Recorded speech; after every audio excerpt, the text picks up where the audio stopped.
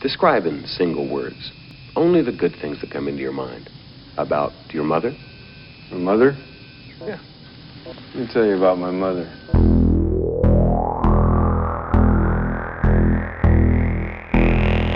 What is real? How do you define real? If you're talking about what you can feel, what you can smell, what you can taste and see, then real is simply electrical signals interpreted by your brain. Have you ever been in an institution? Cells. Cells. Do they keep you in a cell? Cells. Cells. When you're not performing your duties, do they keep you in a little box? Cells. This causes it. This causes it. This causes it. Information overload. All the electronics around you poisoning the airwaves. You are listening to the High Tech Low Life podcast, a cyberpunk media retrospective. High Tech Low Life contains language and themes not suitable for all audiences, as well as spoilers for the content being covered. Listener discretion is advised.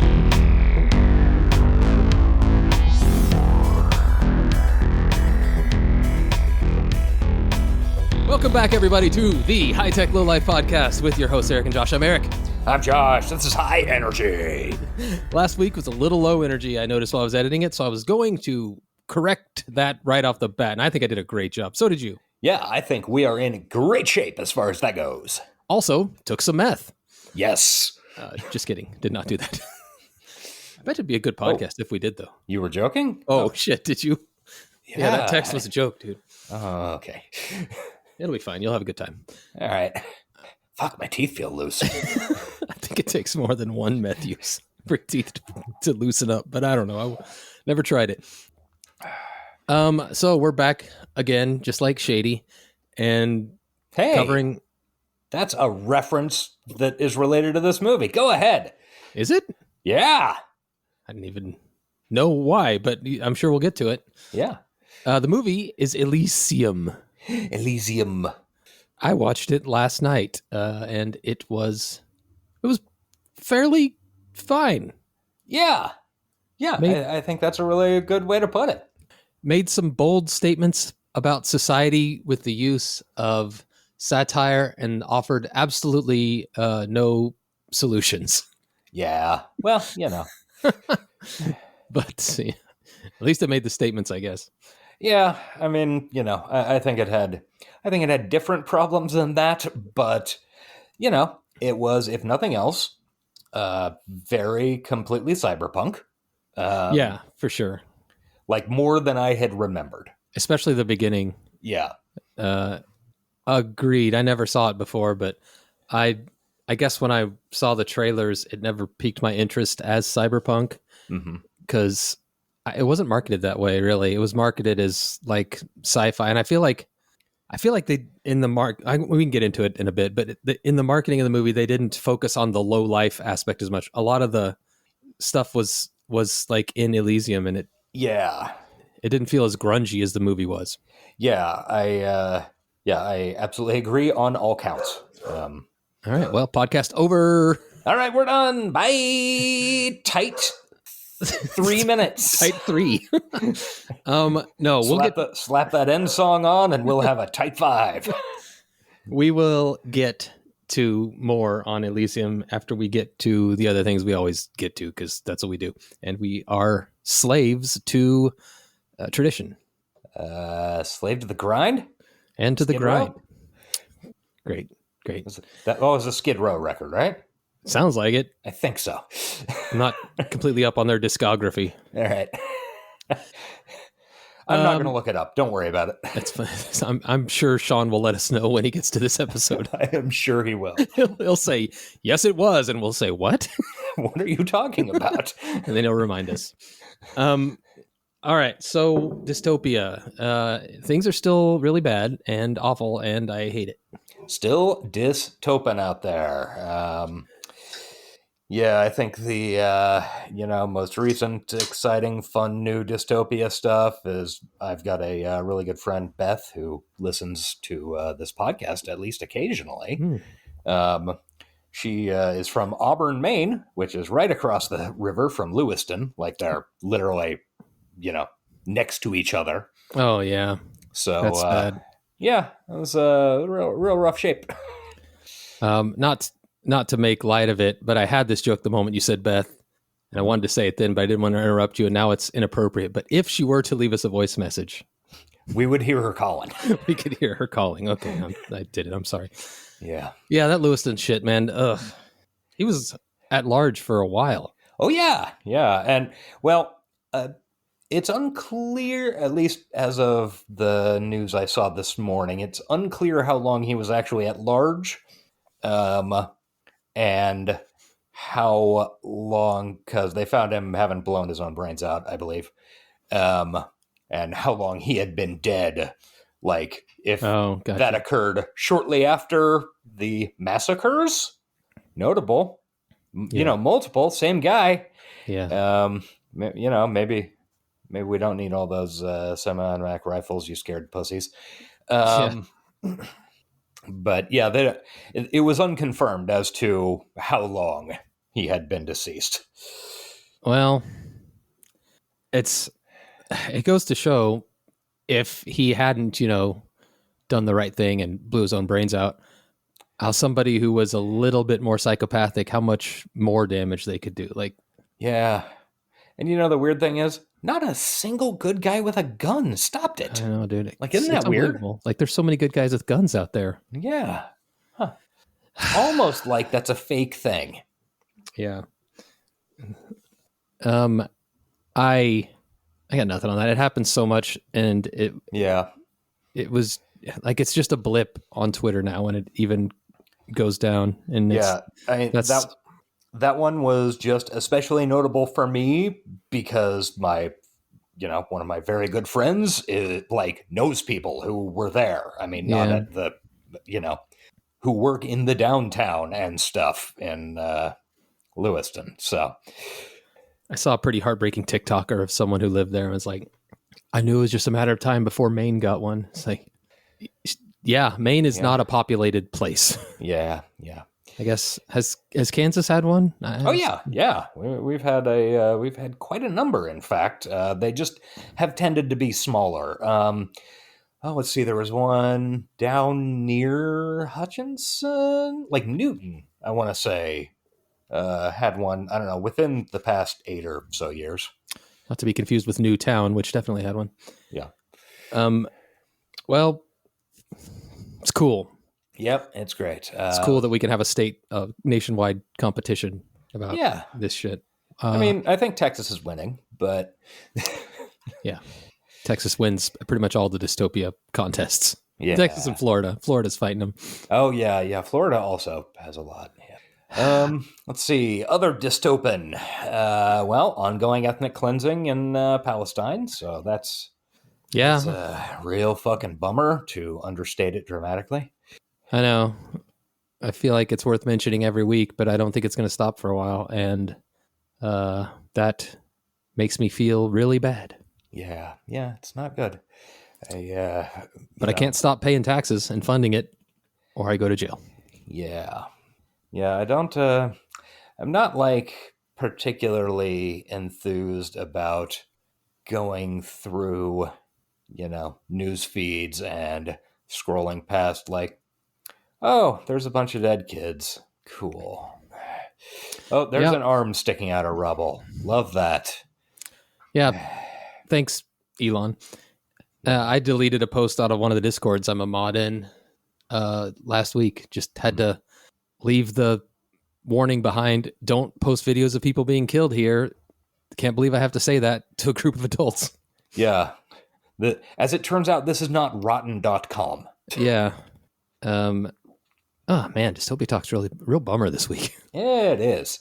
And on top of it all, Chandler Bing died last night. That's true. Chandler Bong. It's not really dystopia, but it sucks. I've seen 2 or 3 maybe episodes of Friends ever, but I always found Matthew Perry to be fairly entertaining in everything I saw him in. So yeah. And was it this year? Last year, he had a book come out, and everything I saw around the book was seems like this is a relatively smart guy who understands he's a fuck up and is doing his best, and also shitting on Keanu for no reason. Yeah, there was that. I mean, surely the two aren't related. Certainly not. Also, some bull from Night Court died. Oh, yeah, I saw Can't remember the that as actor's well. name. Richard Mall. Yeah, Richard. Yeah, Moll, I think. Yes. And famous country singer died. Trace Adkins? No, was that him? Some country singer died the last couple of days. Oh, huh. Apparently I missed that. Alan Jackson? Oh. No, I do not remember hearing that news, but my feeds are not primed for that. This could all be fake because I just Googled it and it's saying Willie Nelson died. I think I would have heard that. I definitely would have heard that. That's from the YouTube latest celebrity died, so that's probably clickbait. Yeah. Maybe I should just delete all this. I thought it was Alan Jackson, but I'm Googling it. He doesn't appear to be dead. Was it? I think it was 2 years ago, 2021. I was in Texas for the summer when, was it Billy Gibbons of ZZ Top died? Uh-huh. And that was the year we had the field school. So we had some Texans there, more than usual. Yeah. And I said to one of them, like, "Oh, do you need the day off for mourning?" And he said, "No, I mean, I really like ZZ Top, but my dad's always said that the day that Willie Nelson dies, Texas is going to be shut down for a week." Yeah. And I was like, "Yeah, that tracks." I mean, like, and I'm not even going to make fun of him for that. No, you know, plenty of other stuff. Yeah, yeah, that tracks. Most importantly, with all these celebrity deaths, though, Udo Kier still alive, still a living, despite what we were told in 2021 or whenever that was. Yes, he is still out there, and he posted a Criterion Closet video a week ago. Do you have any recommendos for the week? I do not have any exciting new recommendos. I've got, I will toss out a few things that I've watched. Like one, I watched The Firm like a week ago. Wow. That's a good movie. It's like, even though it's 2.5 hours long, it doesn't feel that long. It's real tight, and just everything about it is very fucking solid. Like, for some reason, I thought you were going to say very fuckable. I mean, that's also true. Gene Hackman, fucking Tom Cruise. He's fine. He's fuckable. Come on, especially early '90s Tom Cruise. He's fine, but he's no Wilford Brimley. I mean, true. Who can or David that? Strathairn? Yeah. I love how you give recommendos for movies that are thoroughly entrenched in the classics category that everybody has probably seen. It's just like I needed something to watch for an hour or two, and I was like, oh, hey, The Firm. I haven't seen that in like 30 years. Is Tom Cruise in The Firm, or am I thinking of A Few Good Men? Okay. No, you're right. Yeah. You would have corrected me before that. Yeah. Also watched some Mindhunter, which is still a good show. Yeah. Just read an article today on how it will never have a season 3. Stop asking. So if you're holding out hope for that, maybe let that hope die. I disagree. I think it will. I think there's a secret strategy behind it all. Behind the constantly challenging the gods. Because, remember, season 2 ended right when the BTK killer went quiet in the mid-'80s. Mm-hmm. So I think it's going to fire back up. Another famous Kansan, by the way. Yeah. 10 years after. Let everybody age 10 years, and it'll fire back up when BTK returns in the early to mid-'90s. Okay. Well, it's good strategy. We'll see if it pays off. Yeah. Yeah, I just before we came in and started recording was watching the first episode of season 2, and I'm pretty sure I mentioned this, assuming we were recording a podcast when season 2 first aired. I got sent down such a visceral sense memory rabbit hole seeing a 1981 Dillon's grocery bag. Oh yeah. I mean, just it was one of those things like a movie. Just instant flashback. What the fuck? I need to watch season 2. I actually never did.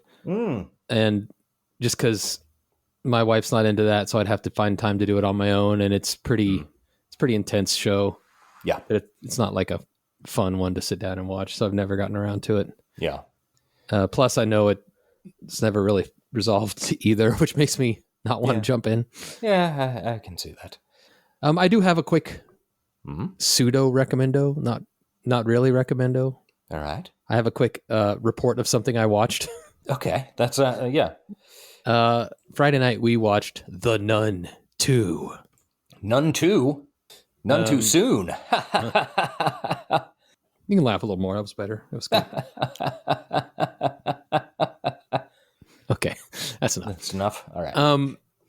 It was fine. Yeah.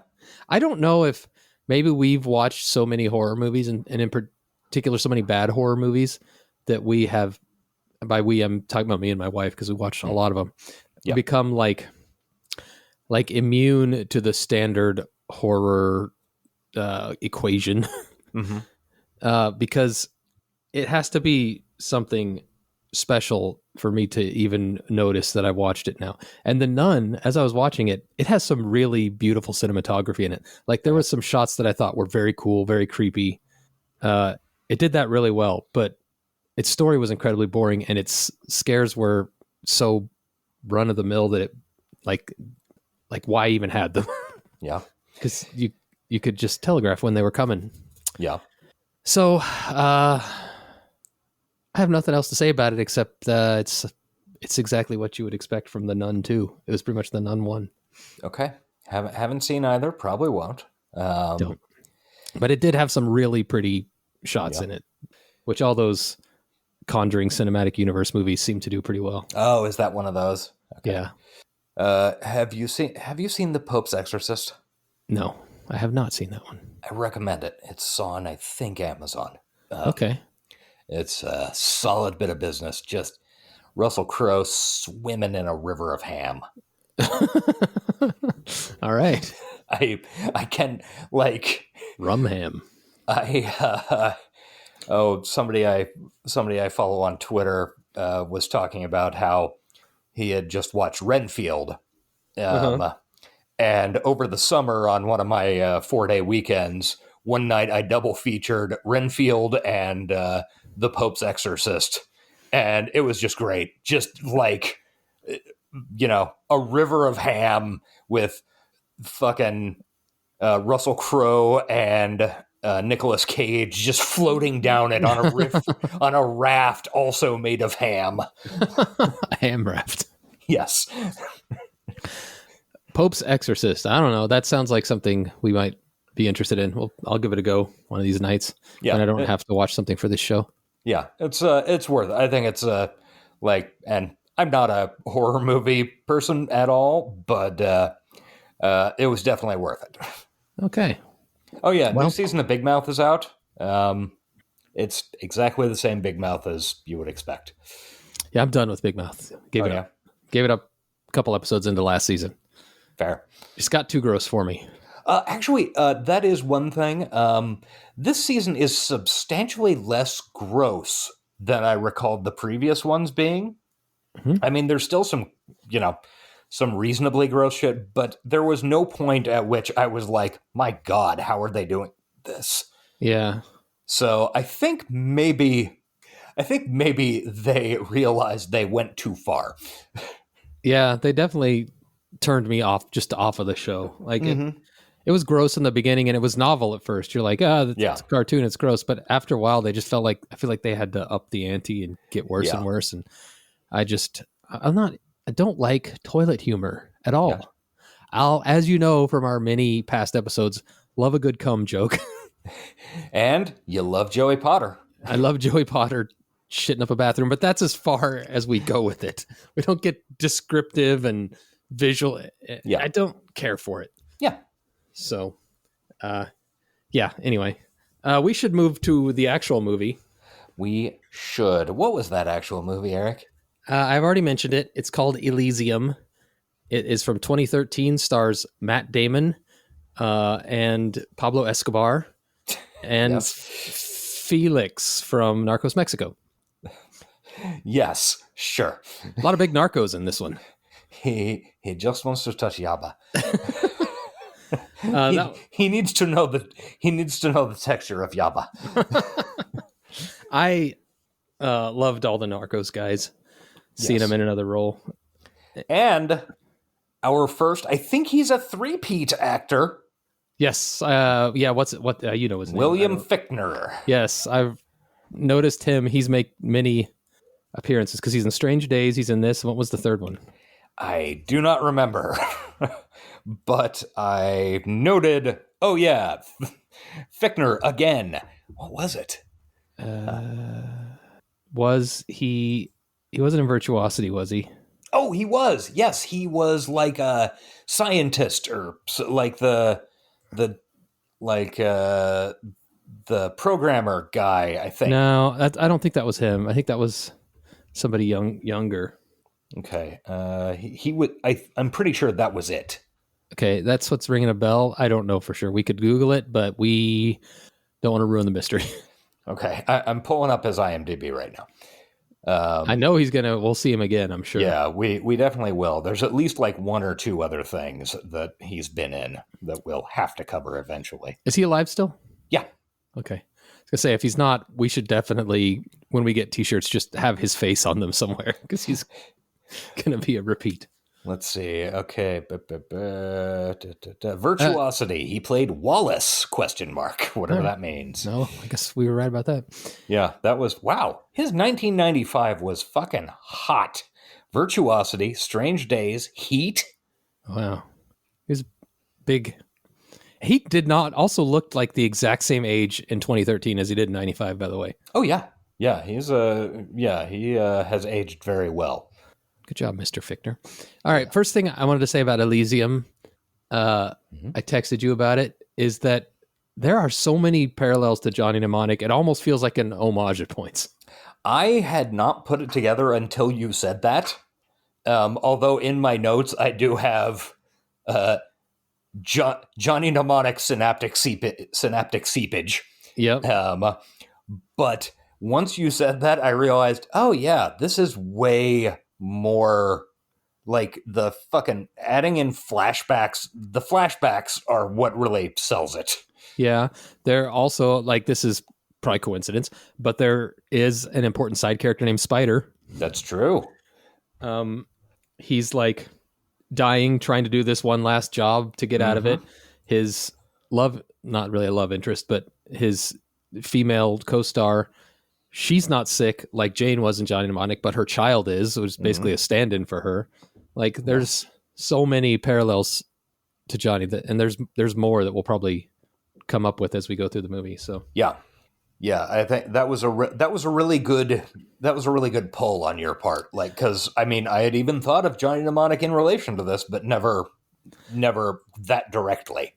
The inclusion of Spider almost makes me think it was intentional. Like, yeah, like the other stuff, yeah, it's pretty standard story, but putting Spider in there almost makes me think like they were doing a wink and a nod.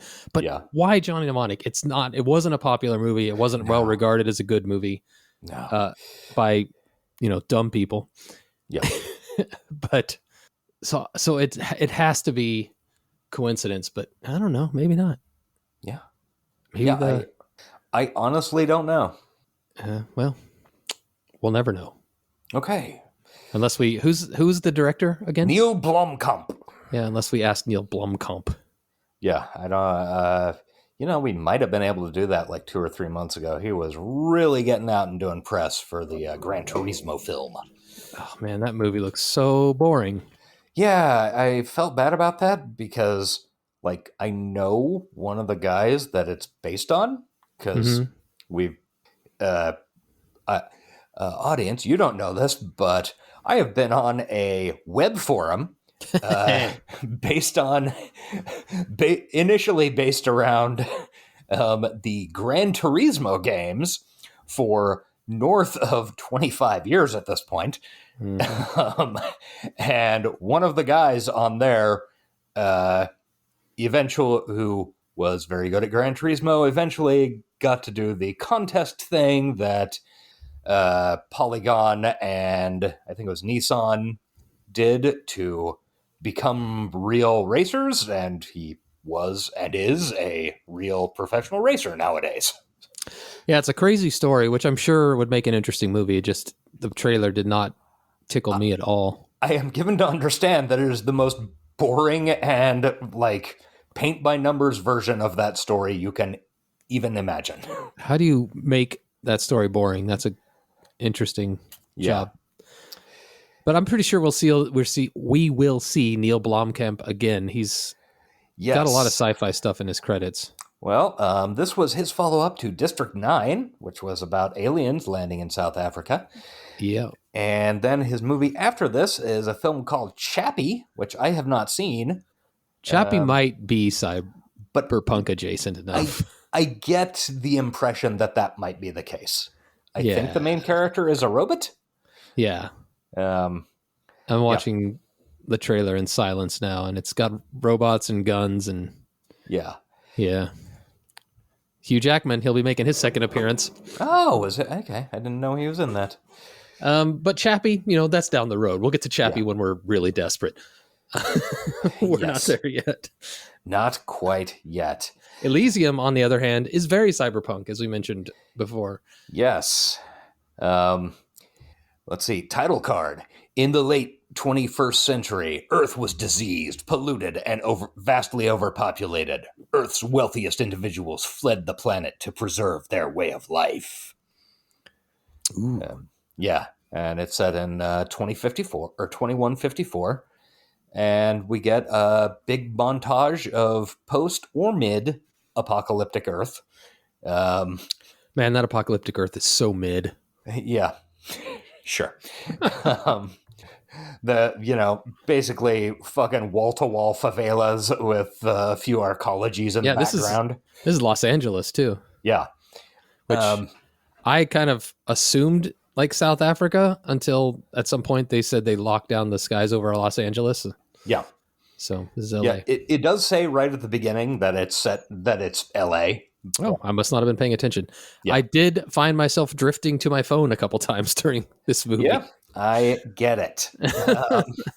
It's like overall, I think it was okay. I think it was pretty standard sci-fi action movie stuff. Nothing really super interesting.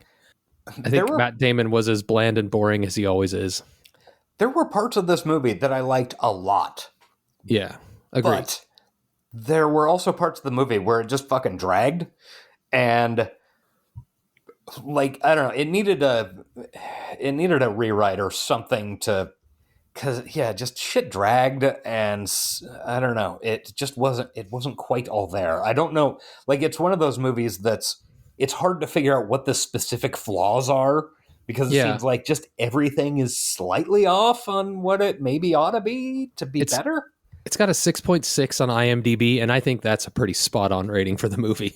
I mean, I don't regret watching it. I had some fun watching it, but I would never go back. It really isn't going to leave much of a mark on my conscience. Yeah, I mean, like I watched it when it came out on DVD or streaming or something 10 years ago, and all I really remembered from that viewing was, Matt Damon's in it. At one point, I remembered the fact that he had the cool rail gun that he got at like 5 minutes to the end of the movie. Mm-hmm. And also a bunch of shots of Elysium. And, Jodie Foster's in that. Yeah, doing a weird accent. Yeah, many weird accents, I think. Yeah, couldn't figure out, like, why not just use your Jodie Foster voice? We all know it. Shall we get started? Let's do it. Okay, so Jared Kiso's in this. I had no idea. The guy from fucking Letterkenny is in this. Weird. Oh, go ahead. I don't know who that is. Okay, so I've never seen it. So we start with a flashback, which I think the flashbacks suck.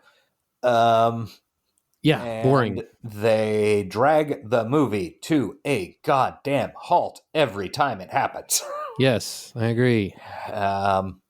Plus, Yeah. my stupid show, like I had the closed captioning on, and whenever they spoke in Spanish, it wouldn't tell me what they were saying. It just said Spanish. Yeah. Yeah, speaking Spanish. It's like you're so they're already here. Just say what they're saying. Yeah, I was able to pick out a bunch of it, but not fully.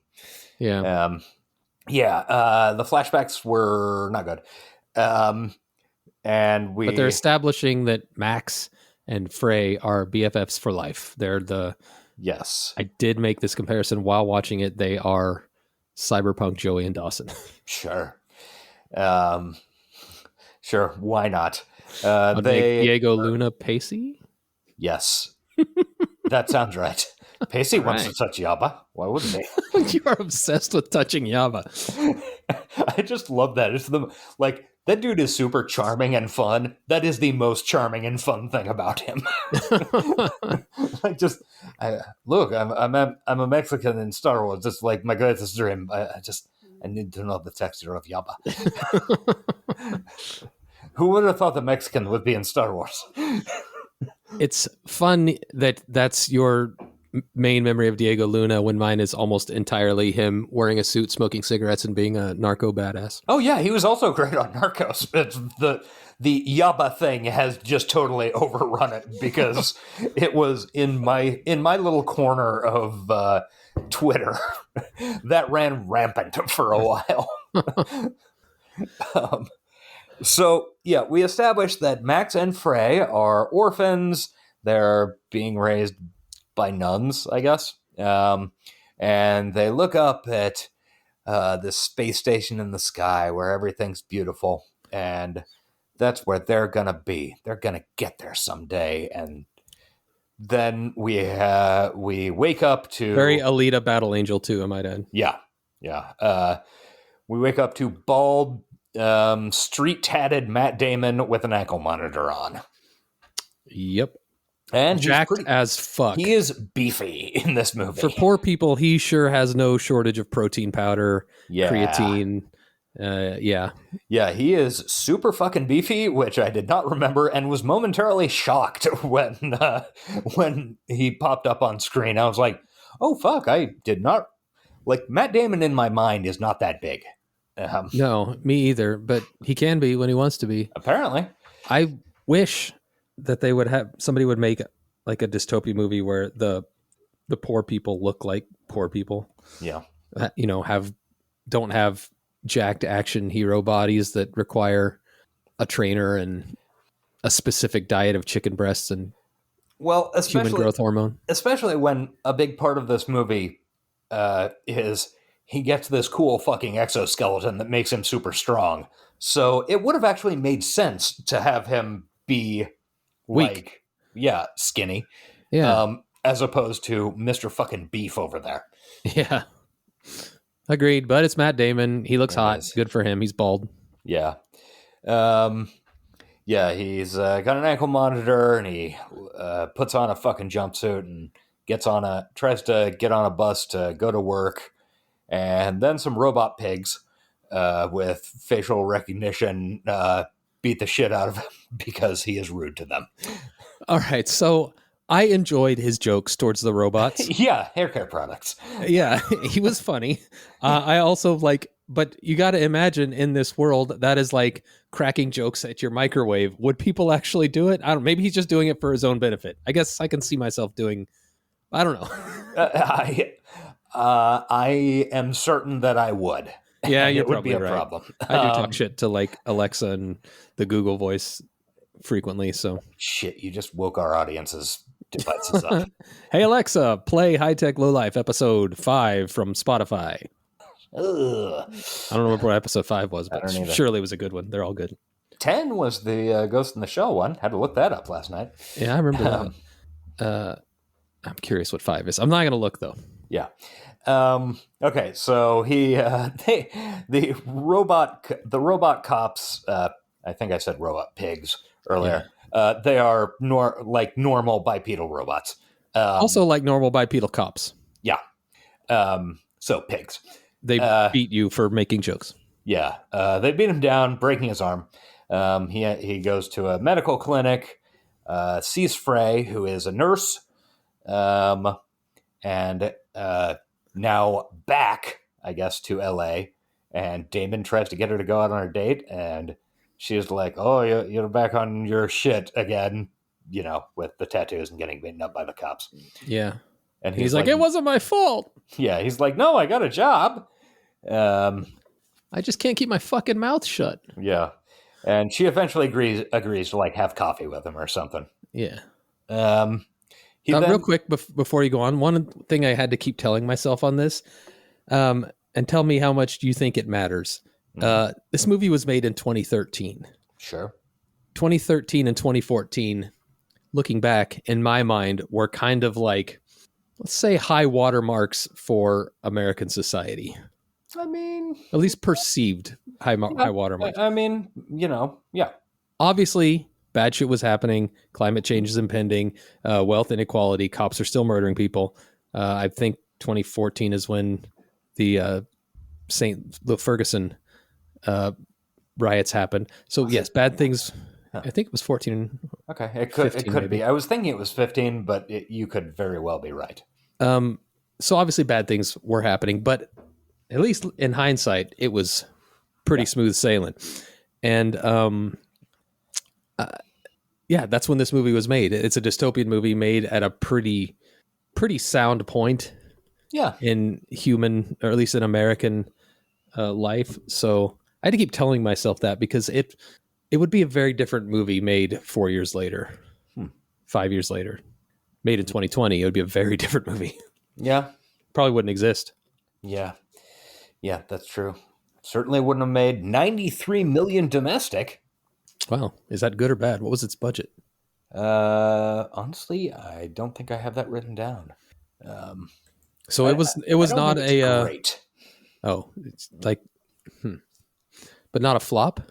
I don't know. It might have been. It looks pretty expensive. Yeah, it does. I mean, it looks great. I will say that for all the special effects in this movie, they all look great. The special effects are good. The production design is fucking spectacular. I mean, they do a super good job of both selling, shithole Earth and heaven Elysium. Yeah, I mean, not a single complaint about it. The only time when I thought the set looked kind of weird is the final fight on the bridge. That was kind of cheap. Yeah. Because they spent a lot of time on this bridge, which wasn't super interesting. But other than that, everything looked great. Okay, it made it cost 115 million according to IMDb. So I guess that was, that's a failure, not a gigantic flop, but yeah, it probably made it up worldwide. Yeah, worldwide it made 286 million. So, yeah, not a hit, but just anyway, you can continue. We're still early on. Yeah. Type 90, staring down the barrel of it. Not a problem. Okay, so he goes to the robot parole office. Yes, this was the one funny scene in the movie. Yes. The parole officer is Johnny Cab from Total Recall. The Johnny Cab parole officer does not want him to be rude. It looked like the same one. Like, it looked beat up, like they took it out of the the 15-year-old set, whatever. Yeah. And stuck it in this movie, because it did. Yeah. It's a robot that has, I don't know, at this point, a bunch of graffiti on it, and basically built to look like a cartoon human face with no moving parts other than the head going right and left. Right. With a bunch of graffiti. It's a cool gag. Yeah, it's very fun. Basically, because he resisted arrest and was rude, his parole he gets didn't do extended. either, by the way. Yeah. It's nice to know that robot cops also lie. Yeah. It's nice to know that there's just continuity. Yeah. Even once you get the people out of it, we just keep the same system. His parole is extended another 8 months, I think. Yeah. And let's see. Then the parole officer offers drugs, which just pop out of the desk. Yeah, that seems to be this society's solution to most problems, pills.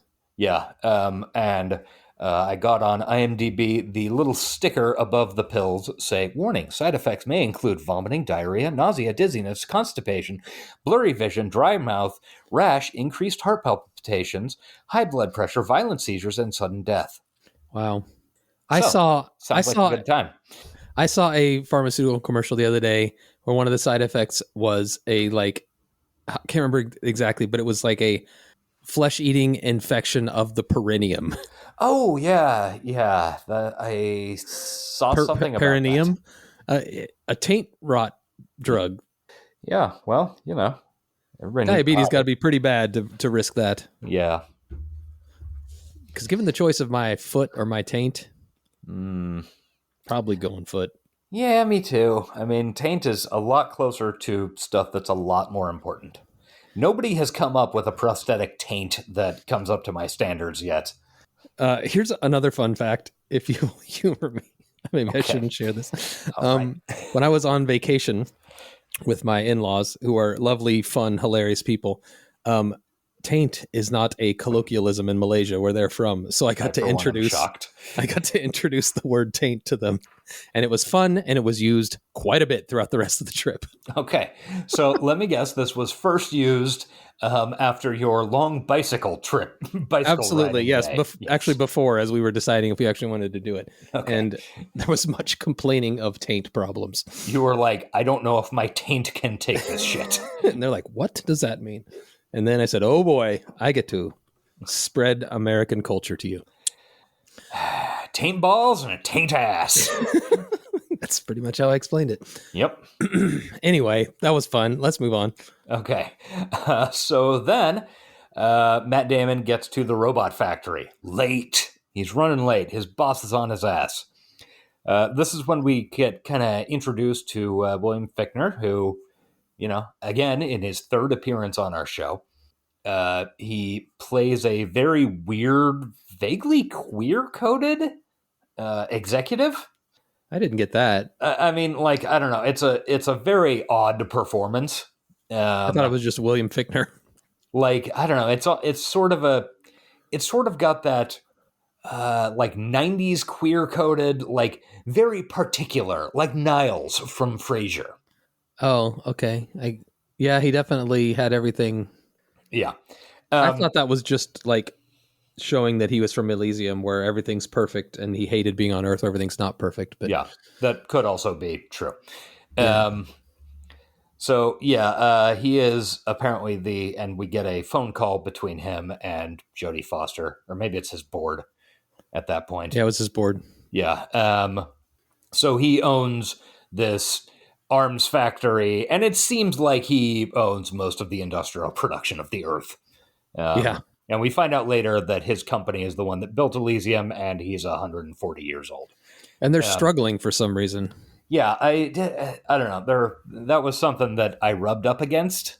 I don't know why that was introduced as a point, because it didn't seem like there was a point to it. Well, that gave him the motivation to do what he does later, because he needed help, and Jodie Foster offers him help. But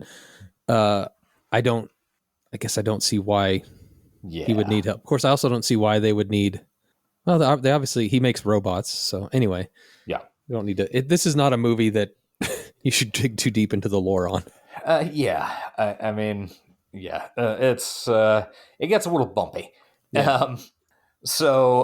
Then we cut to some refugee shuttles taking off, like a bunch of Poe people jumping in, pretty cool designs for orbital shuttles. I loved all the spaceship design in the movie. Yeah. Especially William Fichtner's personal Bugatti. Shuttle. I thought it looked fucking fire, actually. Yeah, it was very cool. It's up there on my list of spaceship designs in movies. It would be in a top 10 for sure.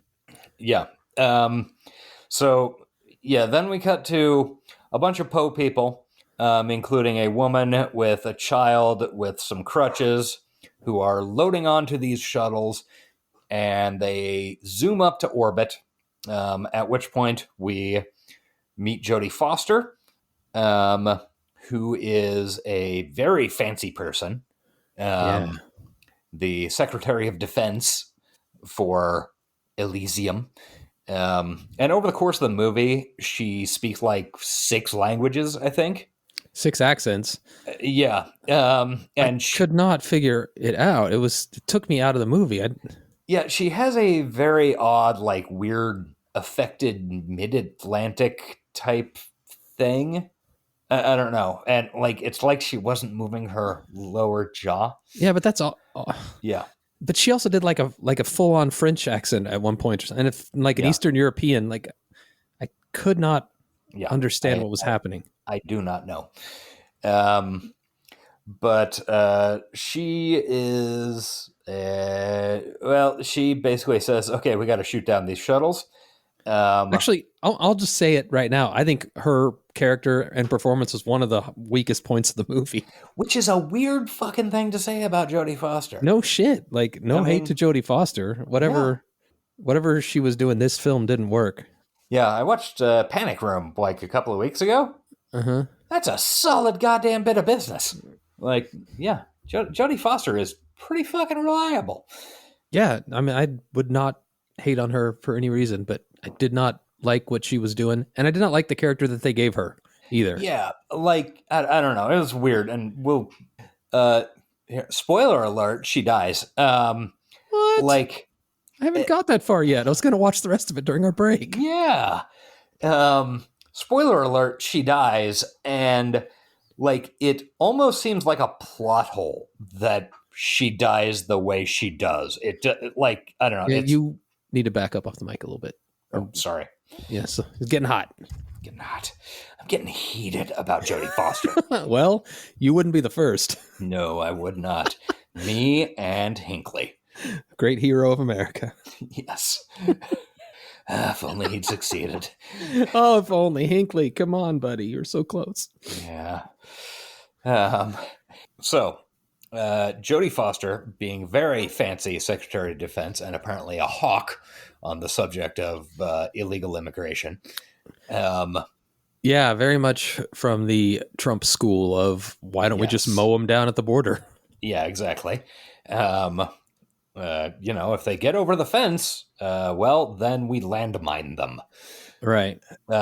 She activates Agent Kruger, who is a filthy mercenary and class traitor, who appears to be a, I don't know, post-apocalyptic homeless guy in his first scene, and then in a scene later.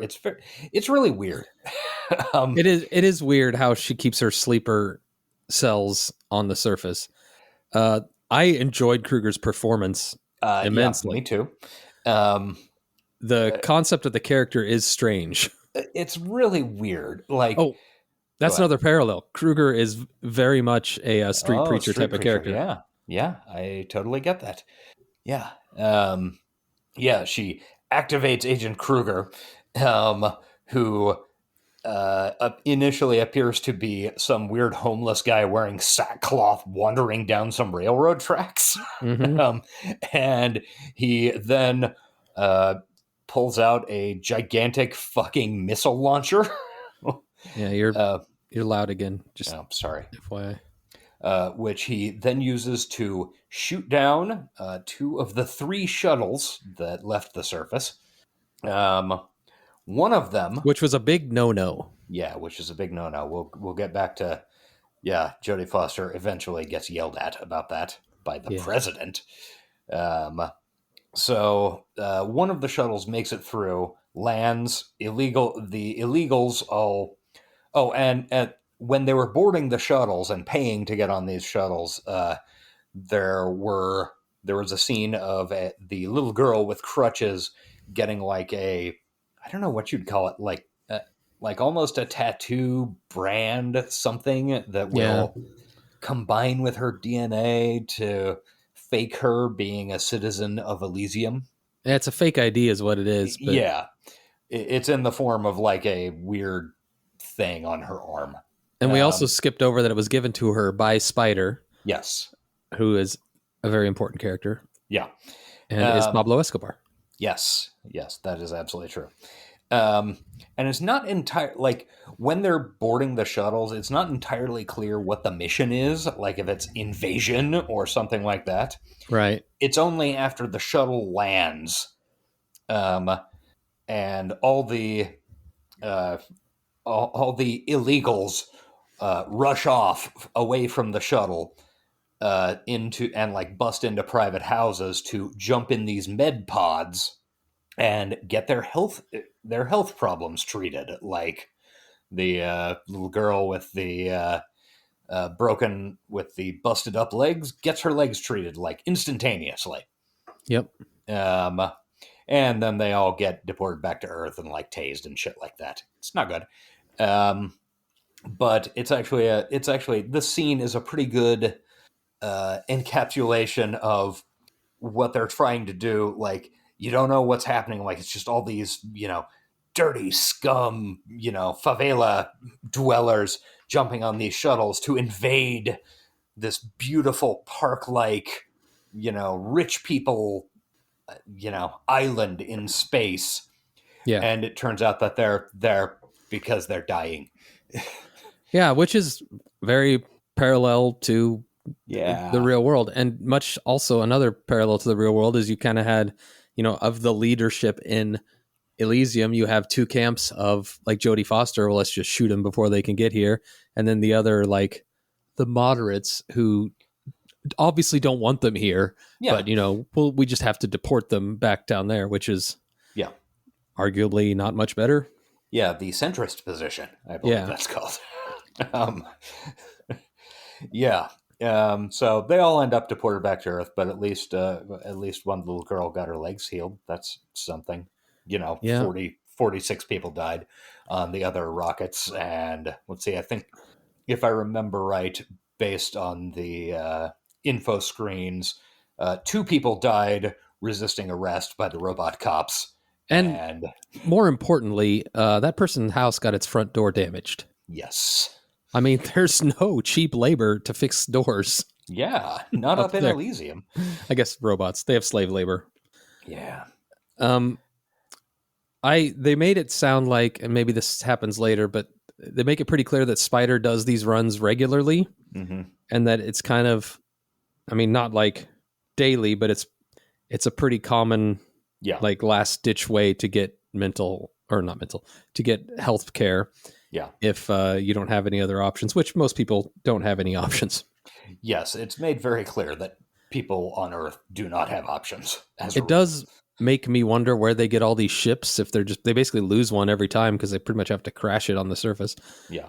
So I don't think the movie wants us to dig that far. No, but my brain kind of made it like maybe when Elysium was being built, they had all these shuttles and they had all these laborers going up. And so they've got all these old shuttles laying around that they scrapped together, which is kind of cool. I thought that was actually kind of great. Yeah. Cool. And I kind of like that they don't tell you. Yeah. Who cares? Yeah. It's not important. So then we're back to Earth. Matt Damon's getting off work. He had a rough day at the fucking pig robot factory. We see a little of his work day.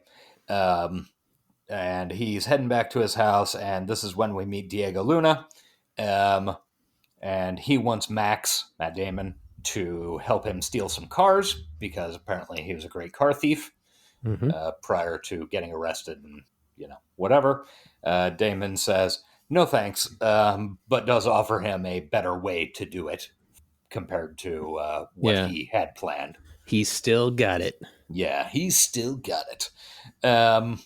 Then it's wake up the next day, go back to work, and there's like a door malfunction on this, what's in my mind looks like a powder coating or painting booth. Yeah, that's how I felt, but it's apparently a radiating booth. Yes. That he is operating with a bunch of robot chassis in it. His boss says basically, get in there and move that pallet or else I'll find somebody who will. His middle management boss, what a piece of fucking garbage. Yeah, that guy sucks. Damon goes in to fix the pallet. The Door malfunctions, closes, it goes on to a bake process, and he gets irradiated seriously. Yes. Enough so that the medical robot tells him, you have 5 days before catastrophic organ failure. Here are these pills that'll keep you functioning normally until then. Loved the medical robot. Loved how it just chucked the pills on his chest. The bedside manner was... Sign this form to receive medication. Tunk. It was pretty damn good way to show the dystopia they're in. Yeah. But free healthcare, free pills. Yeah, free Miraprol or something. So we also... like William Fichtner, who is, working at the factory that day, is like, why is the line down? And goes down and like looks through the door at Matt Damon and is like, isn't his skin gonna fall off or something? We need to get him the fuck out of there. We don't want to have to pay to replace those sheets. Which is a pretty good line. Yeah. So anyway, Matt Damon sees him through the window in the door, and this earns his eternal enmity. Yes. So, and we're back up to space. Like, this movie kind of jumps a whole bunch. So we go back up to space, and the president's grilling Jodie Foster about slaughtering illegals, and it not being like, you're not supposed to do that. It was, and she's like, well, look, if they get here, they're a problem. So why don't I just kill them before they get here? And he also grills her about having sleeper agents on the surface. And then Kruger is fired. He is angry about this. Yeah, he's not happy. He throws his barbecue stuff off a roof. Yeah. Yeah, he's having an unhappy day. Jodie Foster really is Trump before Trump was a thing. Yeah. I mean, she's got a less dumb voice. Well, yeah. Also less attractive. Yeah, that's true. Just kidding. Jesus Christ. Yeah, and this scene reiterates that Kruger is a really good scumbag. In that even before he's getting fired, he's like chucking beer bottles off his roof. He's barbecuing and chucking beer bottles off his roof at people on the street. Yeah, he truly is a piece of shit class traitor. Yeah. So fun scumbag though. We'll get into his quirks in a bit. Yeah, he's a real fun scumbag. Also his accent, no shame to South Africans, but my wife kept giggling because it's hard to take serious as a badass with that South African accent. I liked it, but it's a little... Yeah, the South African accent cannot help but sound ridiculous. I mean... Yeah. It's just it's... No shade. Yeah, and it's not South Africans' fault. It just... that hits the American English-speaking ear funny. Yeah, it's like a mixture of Kiwi, British, African, and Dutch. It really is a mashup, and it's hard to listen to. Yeah, it's pretty ridiculous. So then we're back down to Earth. Matt Damon is stumbling towards home, runs into Spider. He says he needs to go, or runs into Diego Luna, who I do not recall what his name is. Not important. I've got it. It's Julio. And says he needs to see Spider so he can get to Elysium because they can fix his radiation poisoning. Spider, of course, says if you're not expected, then you're not invited. So fuck off. We go to Spider's cool cyberpunk hangout /club. / operations center. I don't know. Yeah, it's very cyberpunk. It's got all the TV screens that you would expect. Yeah, in a cyberpunk hangout. It's pretty good. I like Spider, the character. Yeah. He's very manic. He's got a limp. He's obviously hurt. He's never. It leads you to believe that maybe even though he's like this gangster guy who's only after money, like he could have taken himself up and got his own leg fixed, but he didn't. Maybe that's because he knows the danger. I don't know. It leaves a lot to think, but they purposefully gave him that limp to make you think about him as a character. Yeah.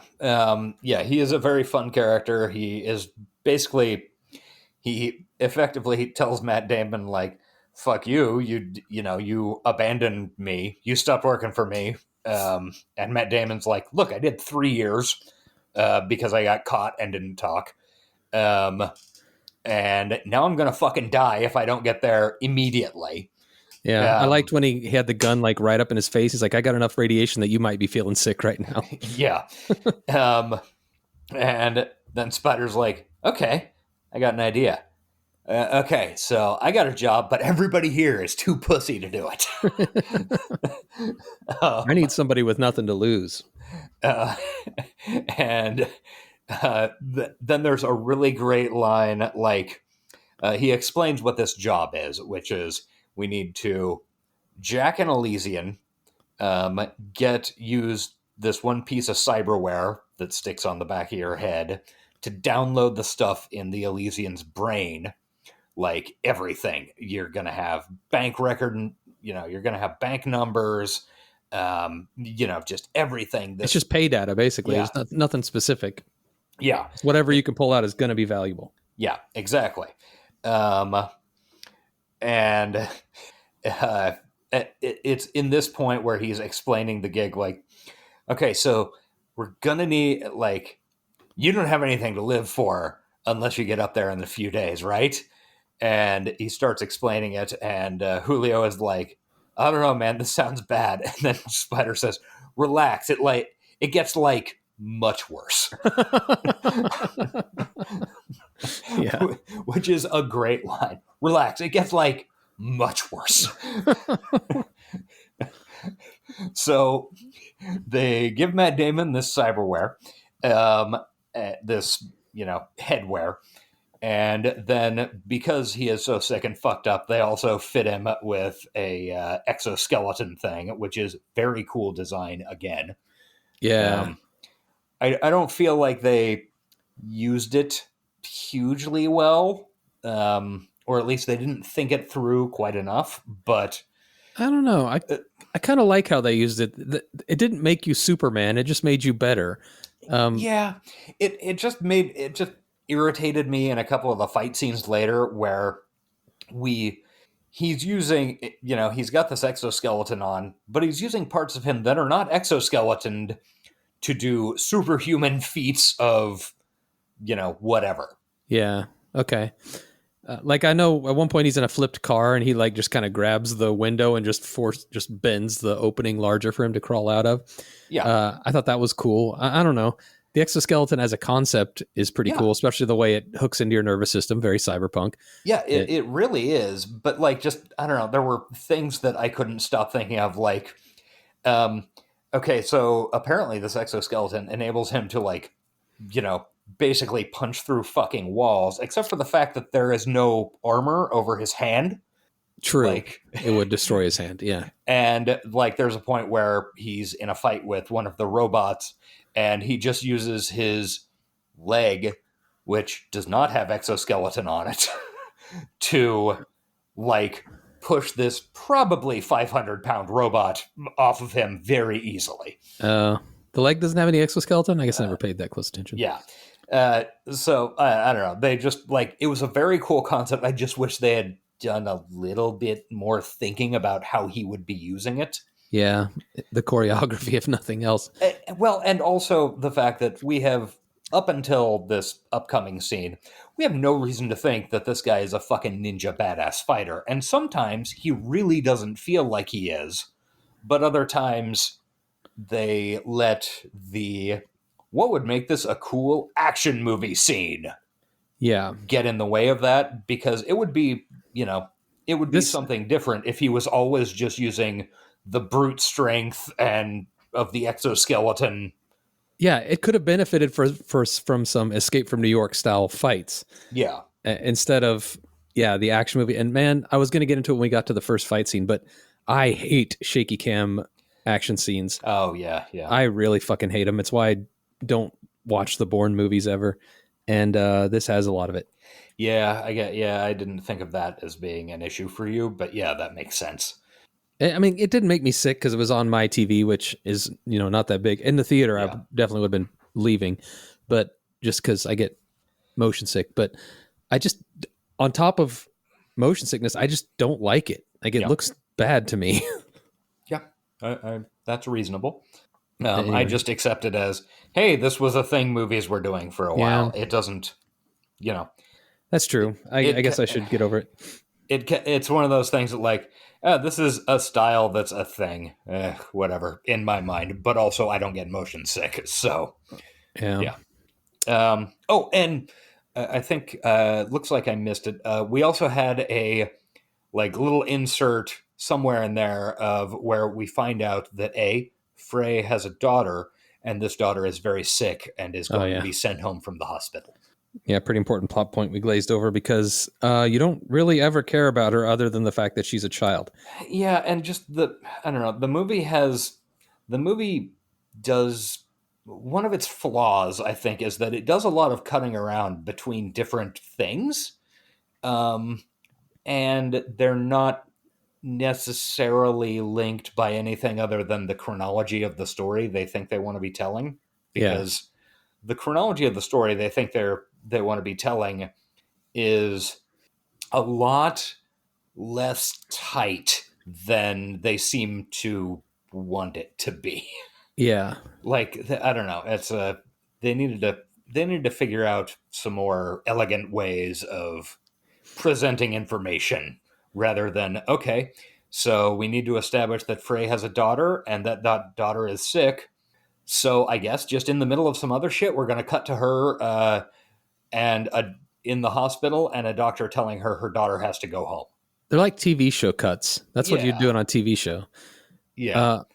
Also, like, throwing a child into movies, it's such a cliche. Like, they could have just made Frey be sick.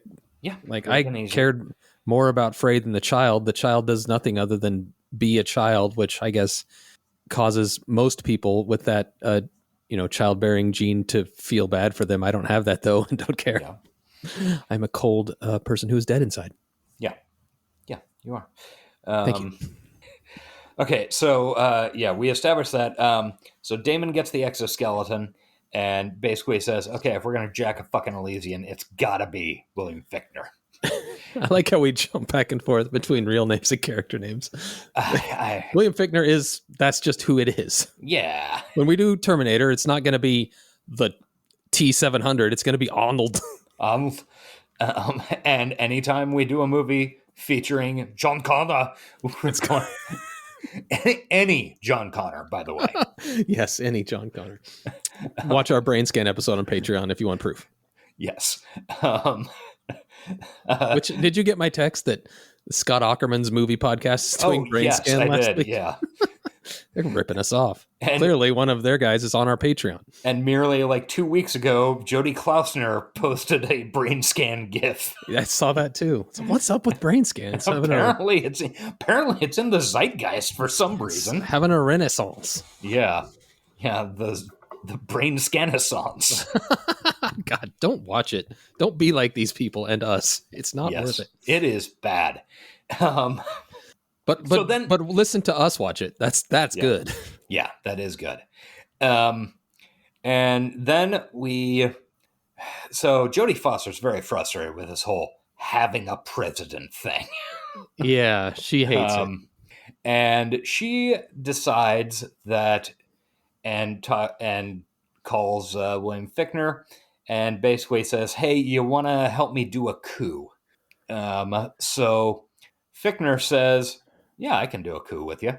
And since he built, or, since he conceived of, I don't know, Elysium, he can write a reboot code to change the behavior of the systems that run Elysium, making Jodie Foster president. Because, there's some real hand-wavy shit happening here. It's like, well, I can reboot the system. I can change some things and reboot the system, and he won't be president anymore. You'll be president. It'll be great. Okay. Does it really work like that? Yeah. Apparently it does. I think what they failed to get across is how automated everything is. And and they obviously got across that Earth was automated. I think they could have done a little more in Elysium, because you only see people in Elysium. You don't see how, I mean, you see the robots, but like for the ending to work, the system has to be like 100% automated, and you have these nearly indestructible robots enforcing it. Yeah. Which in my mind triggers a lot of different problems. Yeah. But yeah. Anyway, we can talk about that when we get to the end. Yeah. And then we go from that to the gnarliest fucking cyber surgery scene. Yeah. Like it is the gnarliest cyber surgery scene this side of Dr. Octopus's tentacles going nuts in Spider-Man 2. Second time we've referenced that movie in 2 episodes. Yes. No, wait, that was in another Patreon thing. Never mind. Yeah, it was but I mean, we just recorded it days ago. True. Yeah, so a very gnarly fucking scene where it's a really fun scene. Like there's a surprising amount of just screwing shit in. Yeah. That's a big part of it. Just riveting it to bone. Driving Allen bolts into bones. I liked it. Yeah, it was a really cool fucking scene. This is my favorite part of the movie, actually. This whole, well, it's the Shadowrun part of the movie. Yeah, it really is. It's they get the gear, they go on the run, they learn the run from their fixer. Yeah, and then they go on the run to extract this corporate guy. Yeah, it's fucking wonderful. Yeah, so he undergoes gnarly cyber surgery. They get some cool guns with like fucking remote detonation shells and shit, and some cool cars. They get their team together, one of which appears to be a hacker, a couple of muscle guys. Yeah, and like Spider's gonna watch the whole thing on monitors from his headquarters. Julio appears to be the rigger he's driving. Mm-hmm. Yeah, so then we cut to Fichtner getting into his cool Bugatti shuttle with 2 armed robot bodyguards. Matt Damon blows it out of the sky, and the timing in this part, like this is another spot where it seemed like the timing got funny anytime Kruger was going to be involved. He did have some teleportation powers. Yeah. Some of the season 8 Game of Thrones stuff. Yeah. So Matt Damon shoots the fucking shuttle and it, blows up one of the engines and it goes down. And then at this point, there's a distress beacon, like just to explain the weird timing. Like the shuttle sends up a distress beacon to Elysium. Jodie Foster gets a call that, there's a citizen in peril on Earth. So then she contacts Kruger, who, as you might recall, was basically kicked out of his job, and he's again just wandering some railroad tracks, wearing a burlap sack. As you do.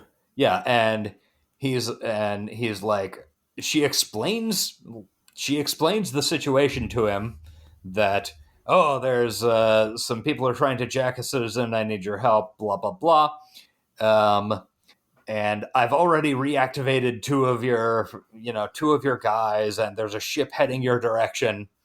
And so then this ship picks up Fichtner. Which we didn't know he had a whole team. Yeah, because we just saw him shooting a single rocket launcher earlier. Right. So then at this point, we cut back to where the shuttle has come down.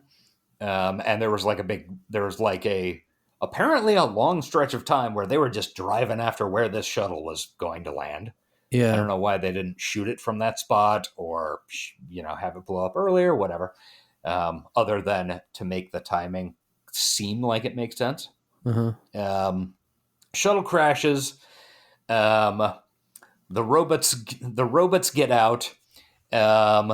There's a pretty cool fucking sequence where Matt Damon blows up one of the robots in slow motion with some of these area effect Yeah. shells. The fight scene was good. I liked it. Yeah. Other than the shaky cam aspects of it, the gunfight was good. Yeah. There's a cool gunfight. Diego Luna has this cool laser cutter thing to open up the pod. I love that. He gets to pick the shape. He's just like cycling through shapes and decides on circle. Yeah.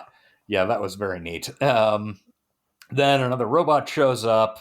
One of the backup dudes is using some kind of dumb smart gun, spraying blind around a corner, accidentally shoots Fichtner. And then Damon's in... Oh, this is the droid fight where there's a bunch of shit that just doesn't make sense. Like Damon is punching this droid in the face with his unarmored fucking hand and shit, and eventually pulls its head off. When you think about it, fighting a robot, are they really going to put the important CPU stuff in the robot's head? Why not put it in the chassis where it'd be more protected? But whatever, let's not be too hard about it. Not important. So they plug Damon into Fichtner. Excuse me, I just got a cough real quick.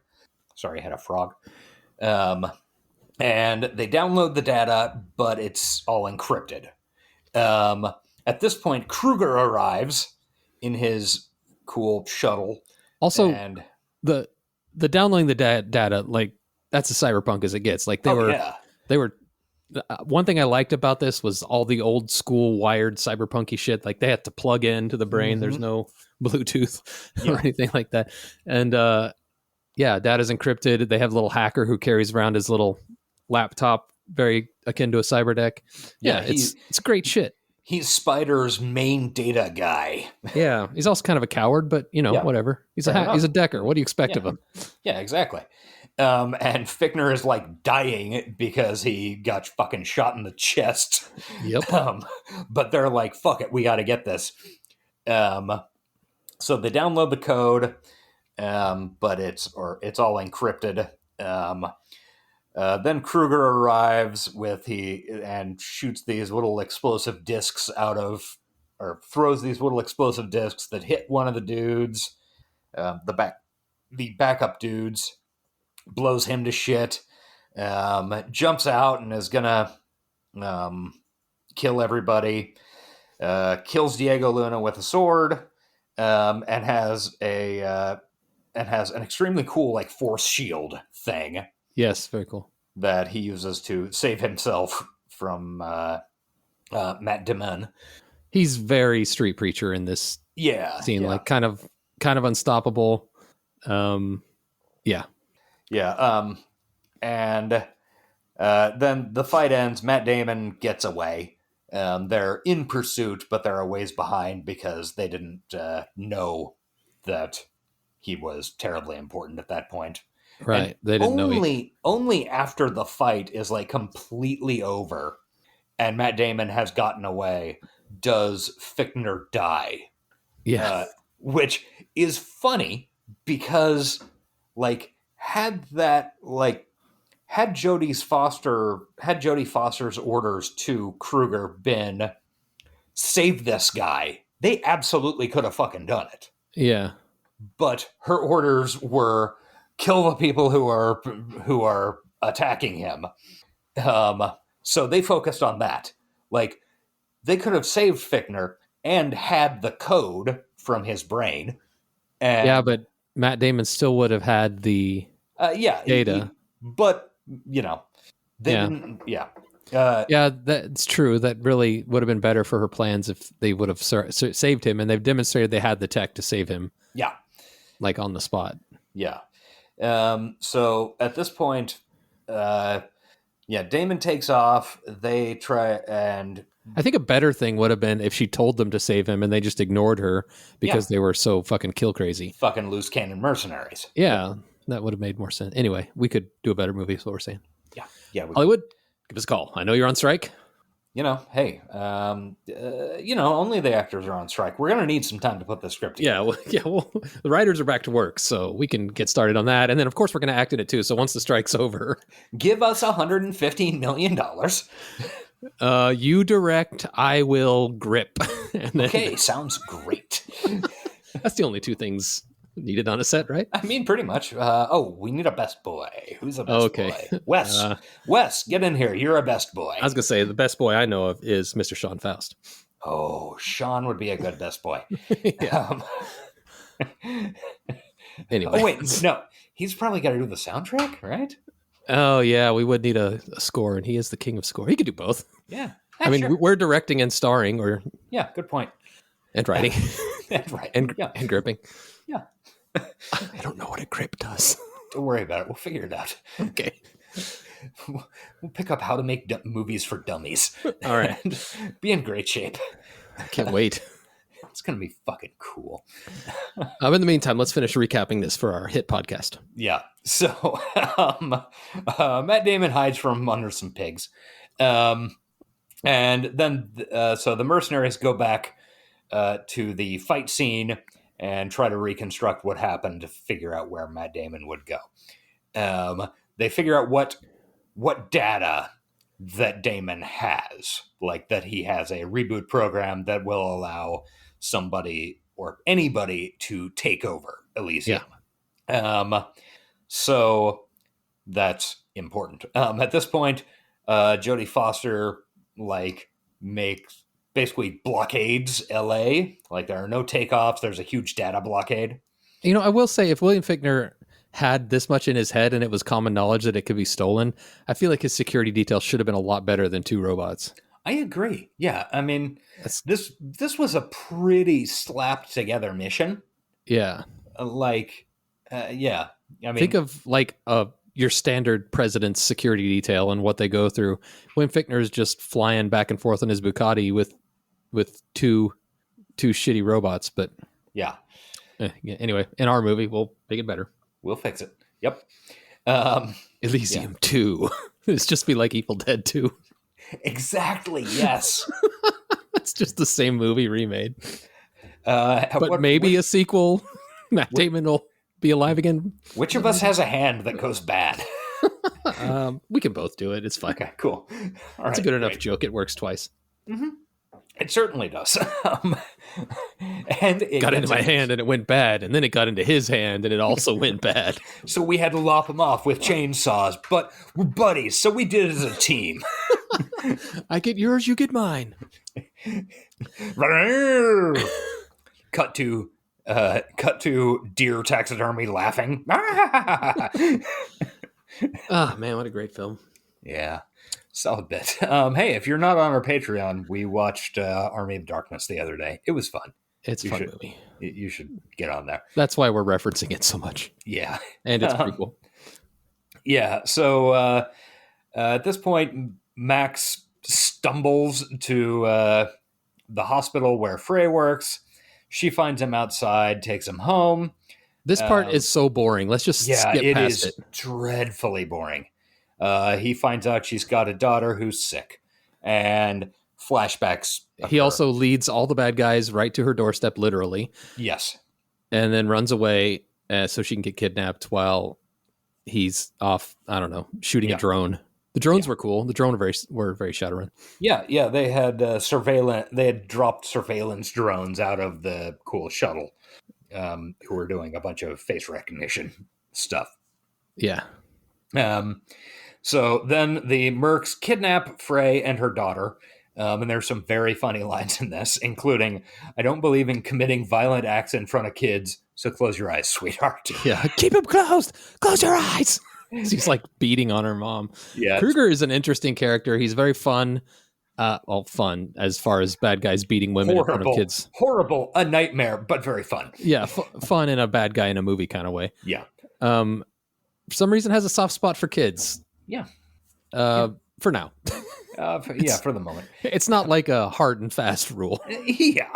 I mean, look, when you're trying to take over the 1% world, you got to have some flexibility. He's a much more interesting bad guy than Jodie Foster's character, who's just evil because she's rich, which, Who's just Margaret Thatcher. Yeah. Okay. I guess she is reasonable. Yeah.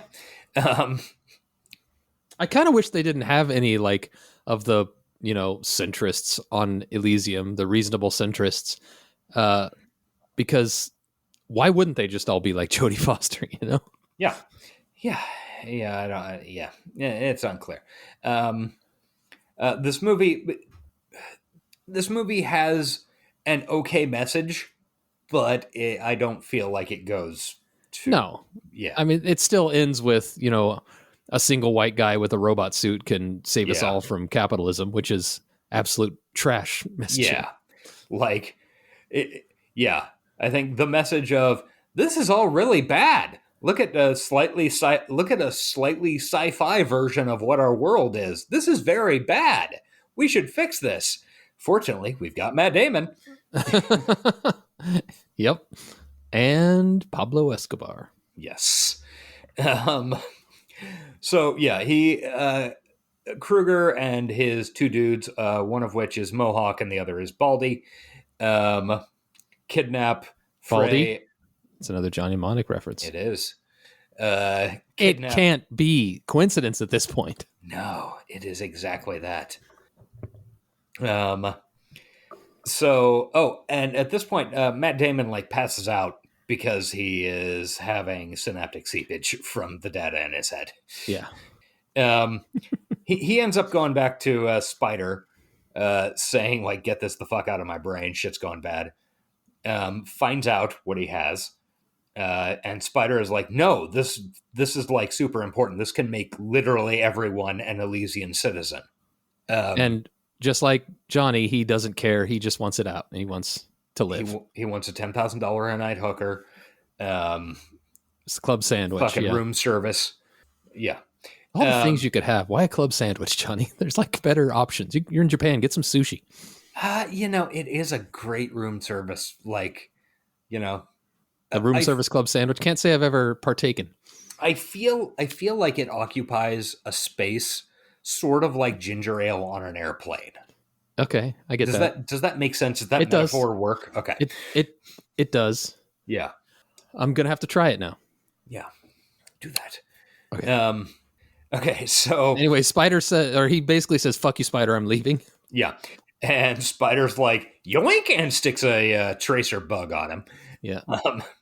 And then Max goes and finds a droid that he shot down, or a drone that he shot down earlier. I think we completely skipped Julio being killed, but he did get killed in the gunfight. Oh, I did say he got killed. Yeah. Okay. Kruger stabbed him through the chest with a katana. Yeah. Also very Shadowrun to carry a katana around for no goddamn reason. Yeah, sure. South African dude with a katana. Why not? I mean, it fucking looks cool. Yeah. That's what they're going for. Yeah. And I mean, it did look cool. So Max basically surrenders to Kruger and says, hey, meet me here.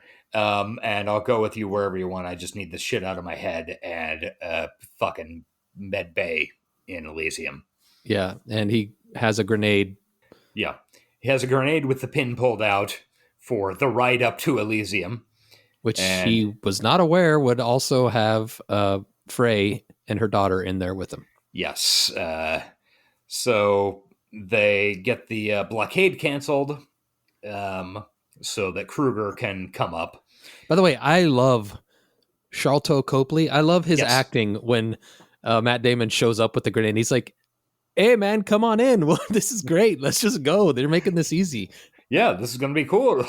I really liked the Kruger character. That guy is a very fun actor in everything I've seen him in. I understand he's been in some shit that I had zero interest in seeing. Right. But stuff that I have seen him in, he has been very fun. He was great in not Plan 9. District 9. District 9. I knew it was one of those words. Yeah, he was in, I don't know if I mentioned this on the podcast, but I watched, what was it called? It had Idris Elba, and it's him and Lions. Definitely The Wire. Yes. It is not The Wire. What was it called? It's like him and his kids are out in the middle of South Africa in a game preserve, and they're getting stalked by lions. Don't know. Came out a year ago.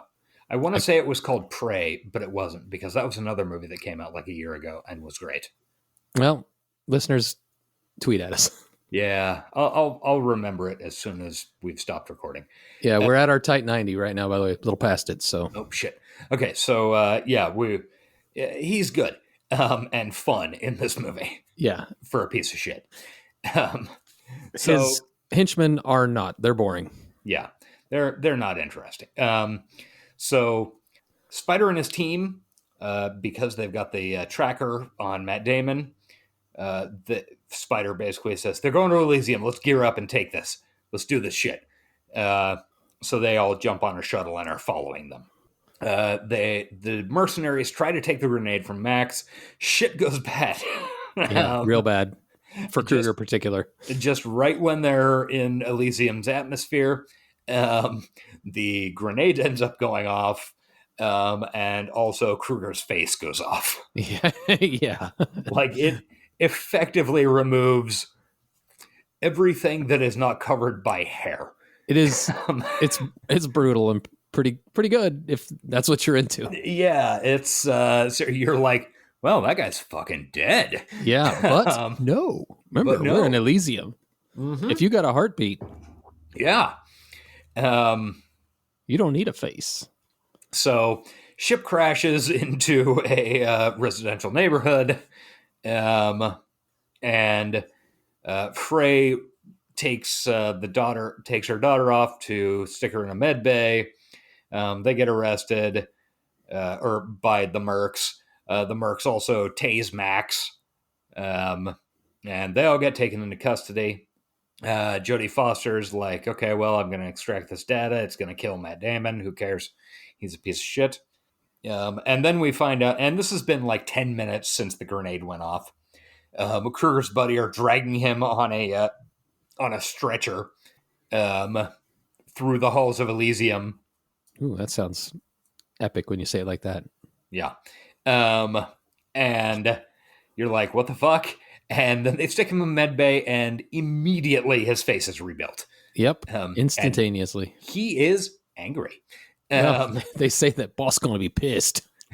His brain's okay, but he's going to be pissed. And the quote, the boss's chicks get locked in the closet. Yeah.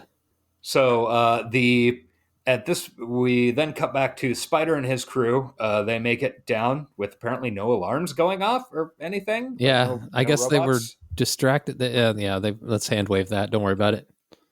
Exactly. This movie is not as tight as it especially seems. The end. The end is super loose. Yeah, it seems to feel like it is tight, but it's not. Rebuilds Kruger's face.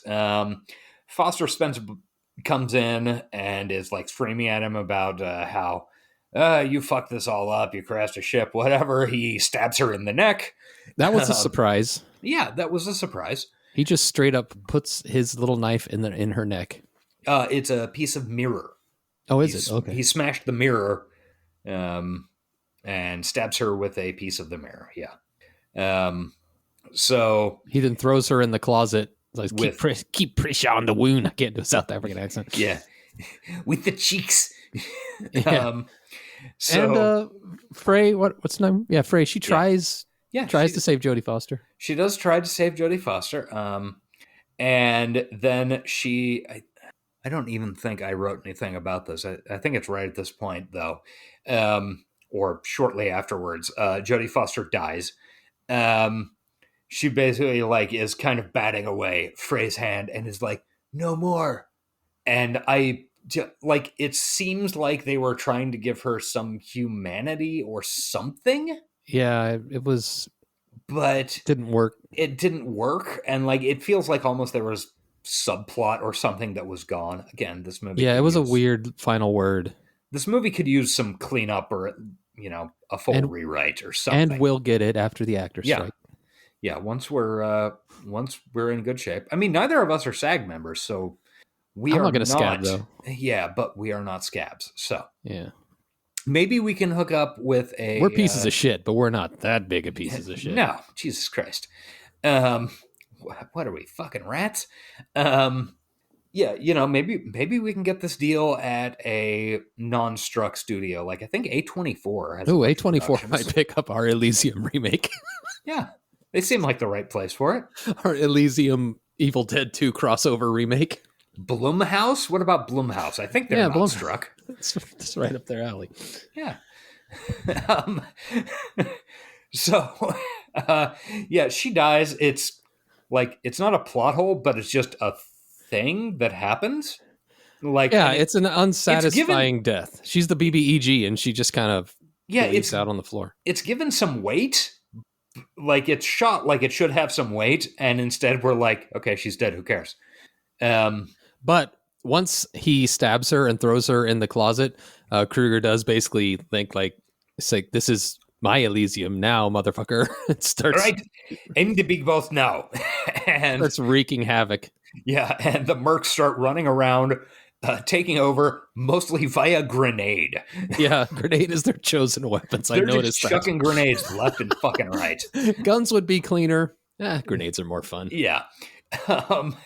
Then Damon is about to have the data extracted, and because of his exoskeleton, he breaks free of the restraints and goes to rescue the ladies. He then has, let's see, is that okay? So he gets down, beats the shit out of one of the mercenaries. I think it was Baldy, who was about to kill Frey and her daughter, and then the other mercenary, Mohawk, shows up in the hall. Damon, and this is a fun part of the exoskeleton, Damon just chucks the bald mercenary like 40 feet across a room at the other guy, and then ducks. And it is at this point that he gets the cool fucking chemrail rifle. Right, very neat. Which he then fires through a wall and utterly dismembers. Really felt like a video game at this point. He's just picking up weapons off the wall and yeah. And it was an extremely cyberpunk, cool-looking weapon. Yeah, like just this giant fuck off rifle that like shoots lightning and bullets for some reason. I don't know. It doesn't matter. It's cool. Yeah. Yeah. Oh yeah, and also Kruger got an exoskeleton too. Yeah, he got a new one. Yeah. I guess we skipped that. That didn't take nearly as long as Matt Damon's. No healing process. Yeah. Because he already had the bolt up parts. I don't know. Not important. Yeah, true. I guess the mounting brackets were already there. Yeah. So he then, Matt Damon sends the two girls to find a house with a med bay and runs into Spider. He tells one of Spider's guys to go with him. Don't know why they kept that in because it was entirely unimportant. Yeah, it was. So basically, he at this point is like, at this point, there's a short hallway fight with Kruger. Damon uses the chemrail up, apparently. Can't reload it. I don't know. But Kruger doesn't die because he has the cool force shield thing. Yeah, force shield's pretty great. Yeah, really is. Gotta get me one of those. Yeah, I agree. Then Damon has another one of those synaptic seepage seizures.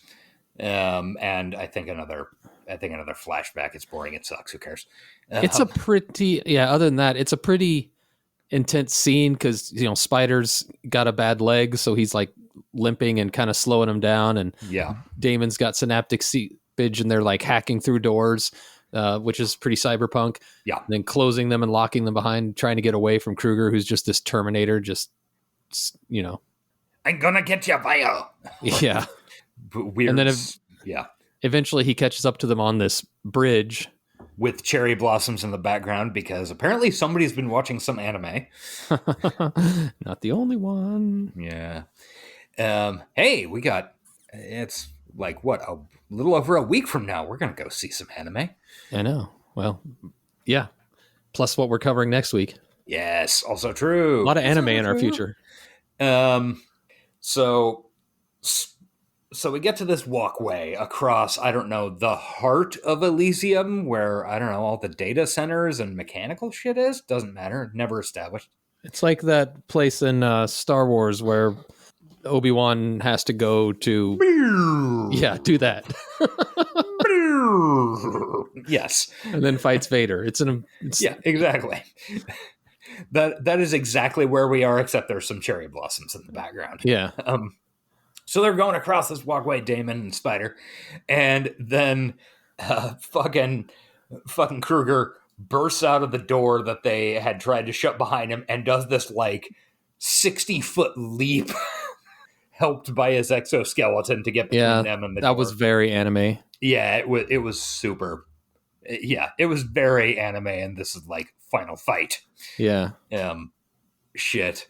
So, Spider's got to get through the door to this single control center. And Damon has to fight Kruger to stop him from killing both of them. Because remember, the data that will reset Elysium is in Damon's head. Right. So they have a big fight. It's cool. I don't know. It's fine. It really demonstrates a design flaw in the exoskeletons when Matt Damon just basically wins by yanking out the plug-in on the back that goes into the skull. I feel like they should armor that a little better. Yeah. Feels like that should be helped. Make it more difficult to grab, at least.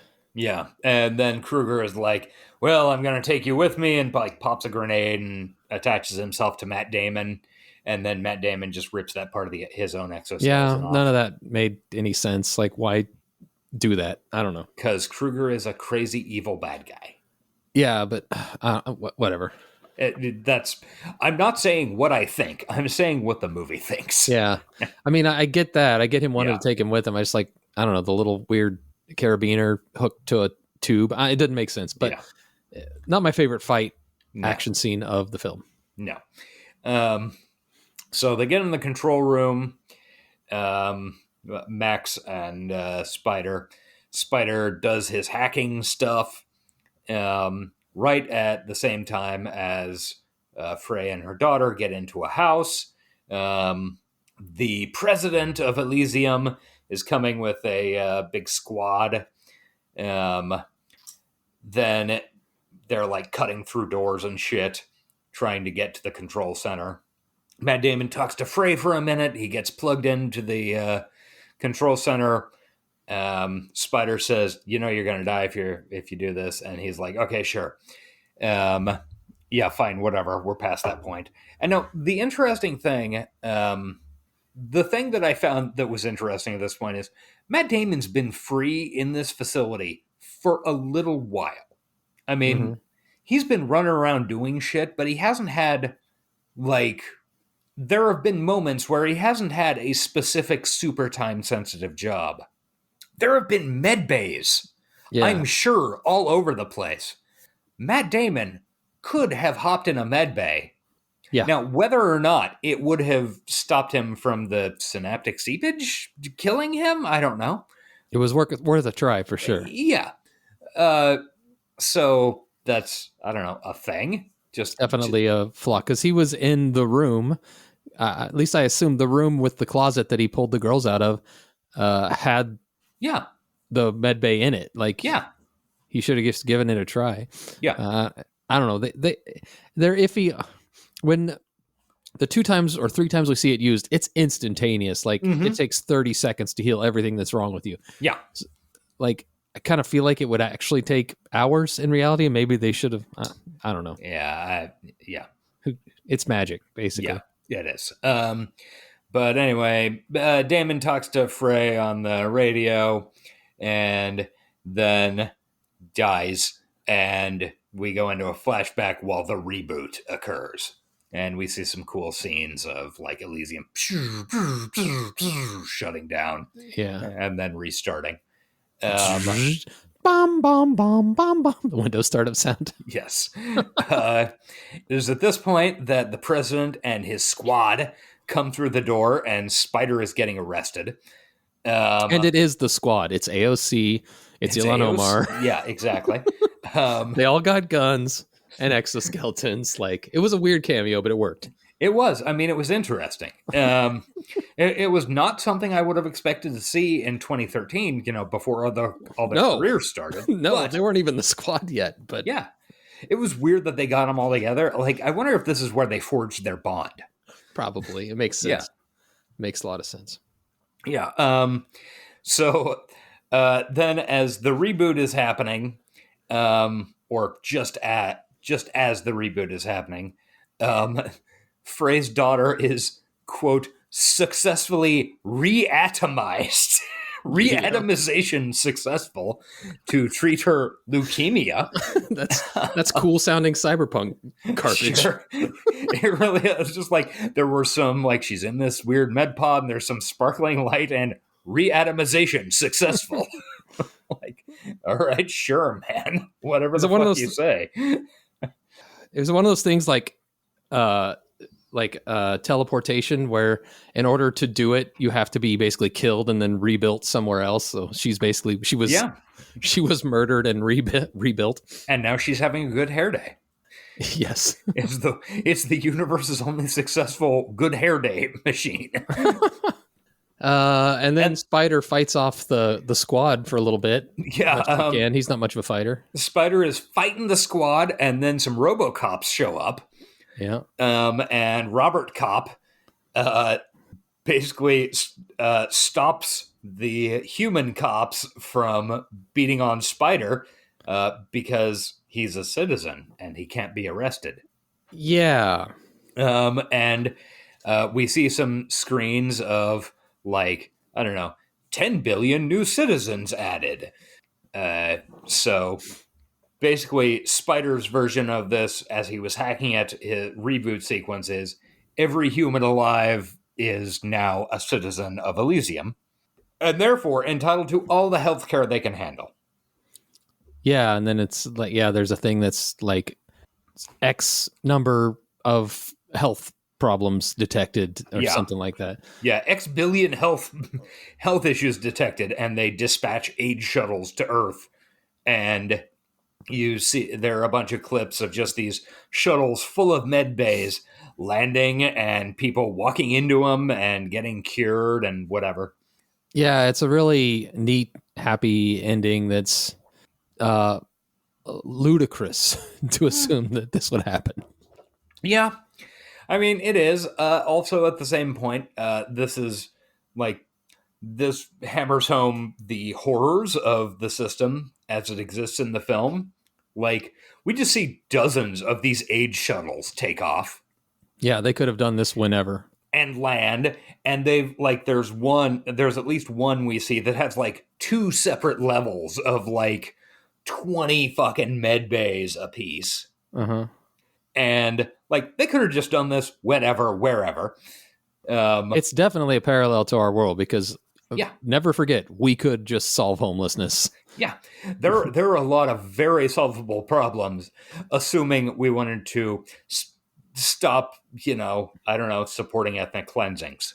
Yes. We have so many houses that don't have anybody in them and so many people that need houses. The math is very simple. Right? Yeah. Seems funny. Like, why has nobody ever done that before? I don't know, man. Oh, wait, because there's a lot of rich people gatekeeping all that property. Yeah. And then we have another flashback. Oh, boy, and it is incredible how a 30-second flashback 30 seconds from the end of the movie can drag a movie to a fucking halt. Yeah. But it surely goddamn does. I mean, Anyway, that's the movie. I did like Spider's little, when the robot says can't harm a citizen, he does like this little chin up, like, I'm a citizen. Yeah. Metaphorically straightening his tie. And yes, I am. You will treat me as such. Once again, real quick before we move on, like, they had the system had to have such a level of automation for this to work, because the president is standing right there. You would think he could just be like, okay, clearly you're not a citizen. You're under arrest. What if he's no longer the president? Yeah, that's true, I suppose. Maybe Spider's the president now. there would be some. I'm the president now. There would be some glitches, but like just because the computers say it's true doesn't mean the humans operating the computers can't go in and fix the data to make it right. Yeah, You would think. Based on what we saw of the mercs taking over the trying to take over Elysium, there are a surprising number of humans who aren't just standing around going to cocktail parties and being politicians. There are a bunch of humans who are actually doing stuff. Yeah. That would need to be, convinced probably to do things. Yeah, it's a very questionable ending. I really hated it, to be honest. I mean, God, if only there was just a magic key of, hey, look, if there was one dude I could kill to solve healthcare in the United States, like even just the United States, not even the world. Right. If there was one dude, I'd do that. Like I would do that for everybody. even if I would argue even further that if you had this knowledge of this one dude and didn't kill him, that would make you a bad person. Yeah, exactly. So on one level, it's kind of what if that dude satisfying. was universally beloved character actor William Fichtner? William Fichtner. I mean, I'd feel bad about it, but I would do it. All right, I agree. Sorry, Will. I mean, yeah. The movie makes a lot of very, I don't even want to say shrewd, they're pretty obvious call outs to problems in our society. And then, like I said, offers absolutely no solution other than get Matt Damon in a robot suit and let's get this fixed. If Matt Damon was like hyper buff and he had a robot suit, he could solve this. Yeah. Cool. I guess it's like our podcast. We point out a lot of problems in society and offer no solutions. So who am I talking shit? Yeah. Who are we to say? Actually, we offered some good solutions. Yeah. A, get us in that director's chair, but B, so true. just put the homeless people in the houses. Yeah. There's a lot of houses out there, man. All right, let's rate this motherfucker and then get out of here. Story, nothing special. I'm gonna go with 5. I mean, it's fine. Yeah, totally fine. It this. Be sure to crack that beer right in the microphone, like get it up in there. That was actually like a good 3. That was a full arm's reach away. Sorry about that. That's fine. Yeah, it's good enough for a blockbuster, summer blockbuster movie. Was this a summer movie? Who cares? Yeah, August, I believe. Influenz. I have no idea. None. I don't know. This is a 1 through 10, right? Yeah. I'm probably going to go 2. Sure. I mean, it's not something taken a lot of influence from Johnny Mnemonic. Yeah, I don't. Let's go 2, because my instincts to make it more are more based on like style, like what I think it should be. Yeah, I can't think of. Yeah, this thing just appeared for a few months and disappeared from the collective thought, which is kind of what it deserves. Like it deserves 2 hours or whatever it takes to watch it, and then you can kind of forget about it. Had it been a huge success, that'd be fucking great. Because it would inspire more and better movies like this. But which leads us into prescience or prescience. I think the reality it's predicting is highly likely. Is 100% chance of occurring? Yes. Yeah. I mean, this was before billionaires started going up in rocket ships. Yeah. I mean, it's one of the more likely cyberpunk movies we'll probably watch. I fully expect that one day in the near future, I will have a shaved head and be crazy buff and have robot pigs break my arm.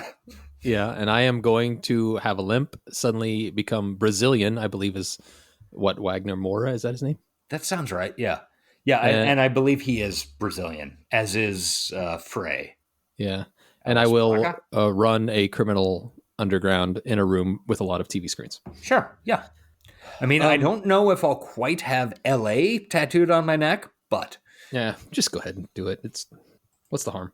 It would just be confusing. I mean, KC would make sense. So, yeah, I think I'm going to hit it with a 10. Yeah, it's... I think this is a highly likely dystopia for us.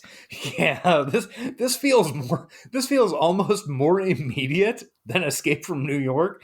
And Escape from New York had Radio Shack radios.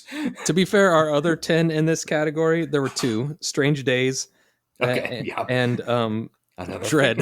Another Fichtner bit. I kind of see a combo of Elysium, Strange Days, and Dread being our future. Yeah, it sounds exactly correct. Just 5 years apart in some order. Yeah. Style? I think honestly, the style is great. It's not stylish. Yeah, I agree. I think I would put it like around a 6.5. Personally, I'm going to go 7 because... the level of scum bum garbage that this world consists of is very good. And the level of, like, one thing I noticed watching it the second time, because I watched it once just to watch the movie and then another time to take notes. One thing I noticed the second time is that literally every outfit the Elysian citizens wear is exactly business wear. Yeah. Today.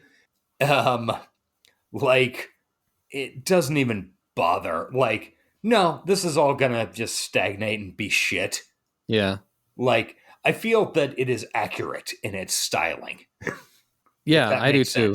Yeah. And the dirty Earthworlders are...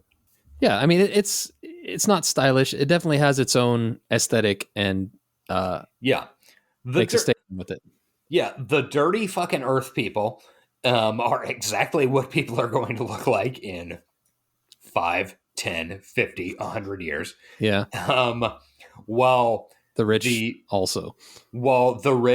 also look like fucking third generation Perry Ellis knockoffs. Yeah, it's going to be one of the two. They can't innovate. It's either going to be that because they can't innovate, or it's going to be Hunger Games bullshit because they've completely lost touch with reality. So yeah. Okay, that leaves us with a hand raiser scale 1 to 5.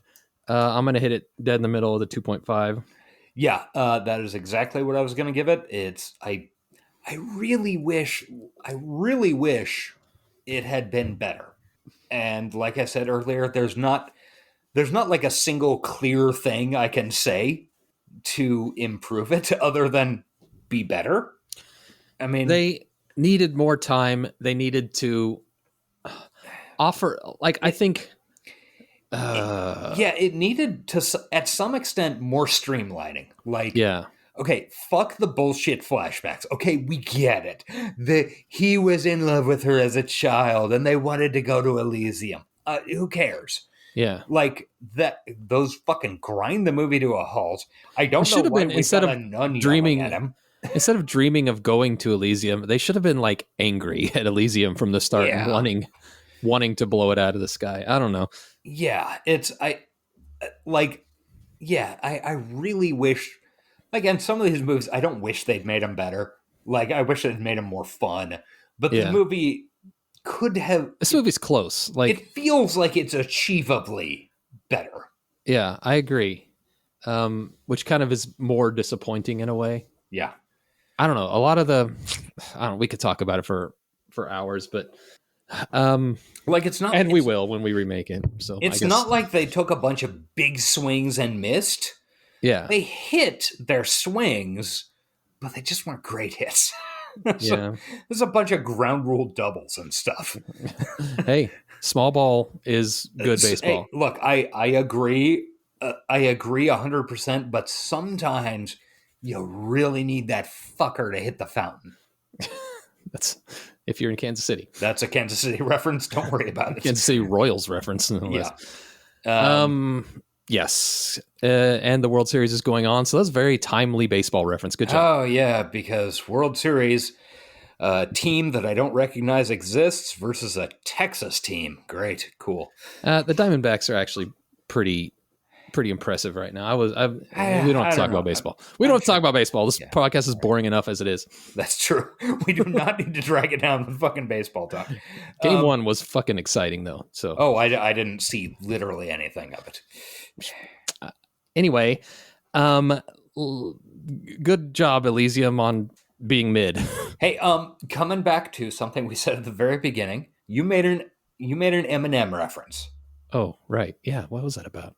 Okay, so Eminem was the second choice to star in this movie. Wow. But he said no because they wouldn't change the shooting location to Detroit. You want to know who? And Matt Dillon was the third choice. You want to know who the first choice was? You meant Matt Damon was the third choice? What did I say? Matt Dillon? Oh, well, Matt Dillon would have been cool. Yeah. But yes, Matt Damon was the third choice. Who was the first choice? Ninja from Die Antwoord. Really? Yes. The dude? The South African rap dude? Yes. Wow. Probably would have liked both of those choices better than Matt Damon. I mean, look, I've only seen Eminem in 2 movies because I saw 8 Mile, and then I believe he made a small cameo in Funny People, one of those Judd Apatow movies. Yeah. I would have liked to have seen that. Like, I don't know. I would have liked it set in Detroit too. Yeah. I don't know. But yeah, that's the Eminem thing from the beginning of the episode. Well, good fun fact. We never came up in the episode for a time to reveal that, but it's a nice bookend. All right. Goodbye, Elysium. We'll never speak of you again. You have been erased from our minds, except for, of course, after the strike when we get together and remake it. Yeah. In the style of Evil Dead. In the style of Evil Dead and Evil Dead 2 and Army of Darkness and Evil Dead and Evil Dead. And Ash versus Evil Dead. What are we doing next week? Next week, we are going to cover a program Nope. Next week, we're going to have to... is wrong. We're going to have to take a week off. Yes. Next week, we are telling you guys to fuck off. 2 middle fingers in the air. I mean, I guess Josh is. I was just a polite see you in a week, but okay. I guess so. The week after next, which would be, I don't remember, like the 15th of November, something like that. We will be covering Pluto. Yeah, good poll. It was 15th. Oh wow! I'm usually not that. I honestly don't know what day today is, so I feel like that's strong for me. Yes, the 15th. We're going to watch the Netflix animated series Pluto. It's pretty brand new as of this recording. Yeah. Came out this week anyway. Anime set in the Astro Boy extended universe, I think. Yes, it is a prequel to Astro Boy. And Astro Boy has already appeared on one of our podcasts. I believe Astro Boy is something that the guys are flipping past in Johnny Mnemonic. Oh, cool. When they end up, and they don't end up choosing an Astro Boy frame as one of the codes, but I believe Astro Boy is on the TV in that. Well, I've not seen Astro Boy. I do know Neither the manga. Have I. The manga this is based off of is considered quite good. And it's questionably cyberpunk, but you know what? The last 2 have been undeniably Escape from New York, I guess, is deniably cyberpunk, but it's undeniably influenced cyberpunk. So, and this movie is far more undeniably cyberpunk than I had any memory of it being. Yeah, this Elysium is 100%. Can't make an argument against it. It's not great cyberpunk, but it definitely is cyberpunk. So, Pluto, it's robots and stuff. It's not exactly cyberpunk, but we're going to give it a shot because I want to watch something new, and I want to watch an anime, and I want to watch a series. Yes, probably, I don't know, I haven't looked, but I think 10 episodes maybe? I think so, yeah. So it shouldn't be that hard, hopefully, if you want to watch it, to watch 10 half-hour-ish episodes over the next 2 weeks. Yeah. So nothing next Wednesday, and then the following Wednesday, Pluto. Not The Adventures of Pluto Nash, No. but someday. Someday. All right. That will wrap it, I think. I feel like that ought to do it. All right, guys, check us out on social media. If you're so kind, our Patreon is patreon.com/hightechlowlife. We also, all our shit's on Linktree at linktree/hightechlowlife. And one of those things there is a little option to leave us a voicemail if you want to. We would like to hear from you. Yeah, that'd be cool. And especially if you're South African, hit us up. We want to hear that accent and feel vaguely off-put, but still with lots of love in our hearts. Yeah. We're not angry at it. No, it's just weird to us. Yeah, it's just fun. It's fun, And you can call us pieces of shit. It's fine. Yeah. I don't know. Use some South African slang and call us pieces of shit. That'd be fun and interesting. I would love it. Hey, I've got some South African boots. They're great. All right. Twitter is owned by a South African. Oh, that is also true. Boy, Not great. I am turning around on South Africans as I think about it. Sorry to bring that back up. Next week, or 2 weeks from now, we look forward to talking to you again. Until then, do you have something to end the show on? In fact, I do. Because you promoted the Patreon, I am legally required to mention this. Warning, side effects may include vomiting, diarrhea, nausea, dizziness, constipation, blurry vision, dry mouth, rash, increased heart palpitations, high blood pressure, violent seizures, and sudden death. Do not subscribe to our Patreon without a doctor's note. Thank you. Goodbye. And mine is cover your ears. Bye. Bye. This has been the High Tech Low Life podcast.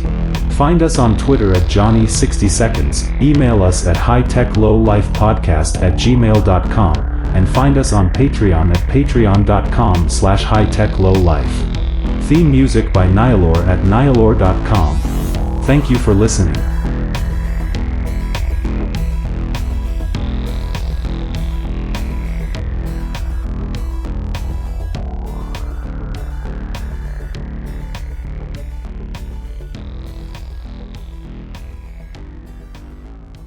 Keep it moving.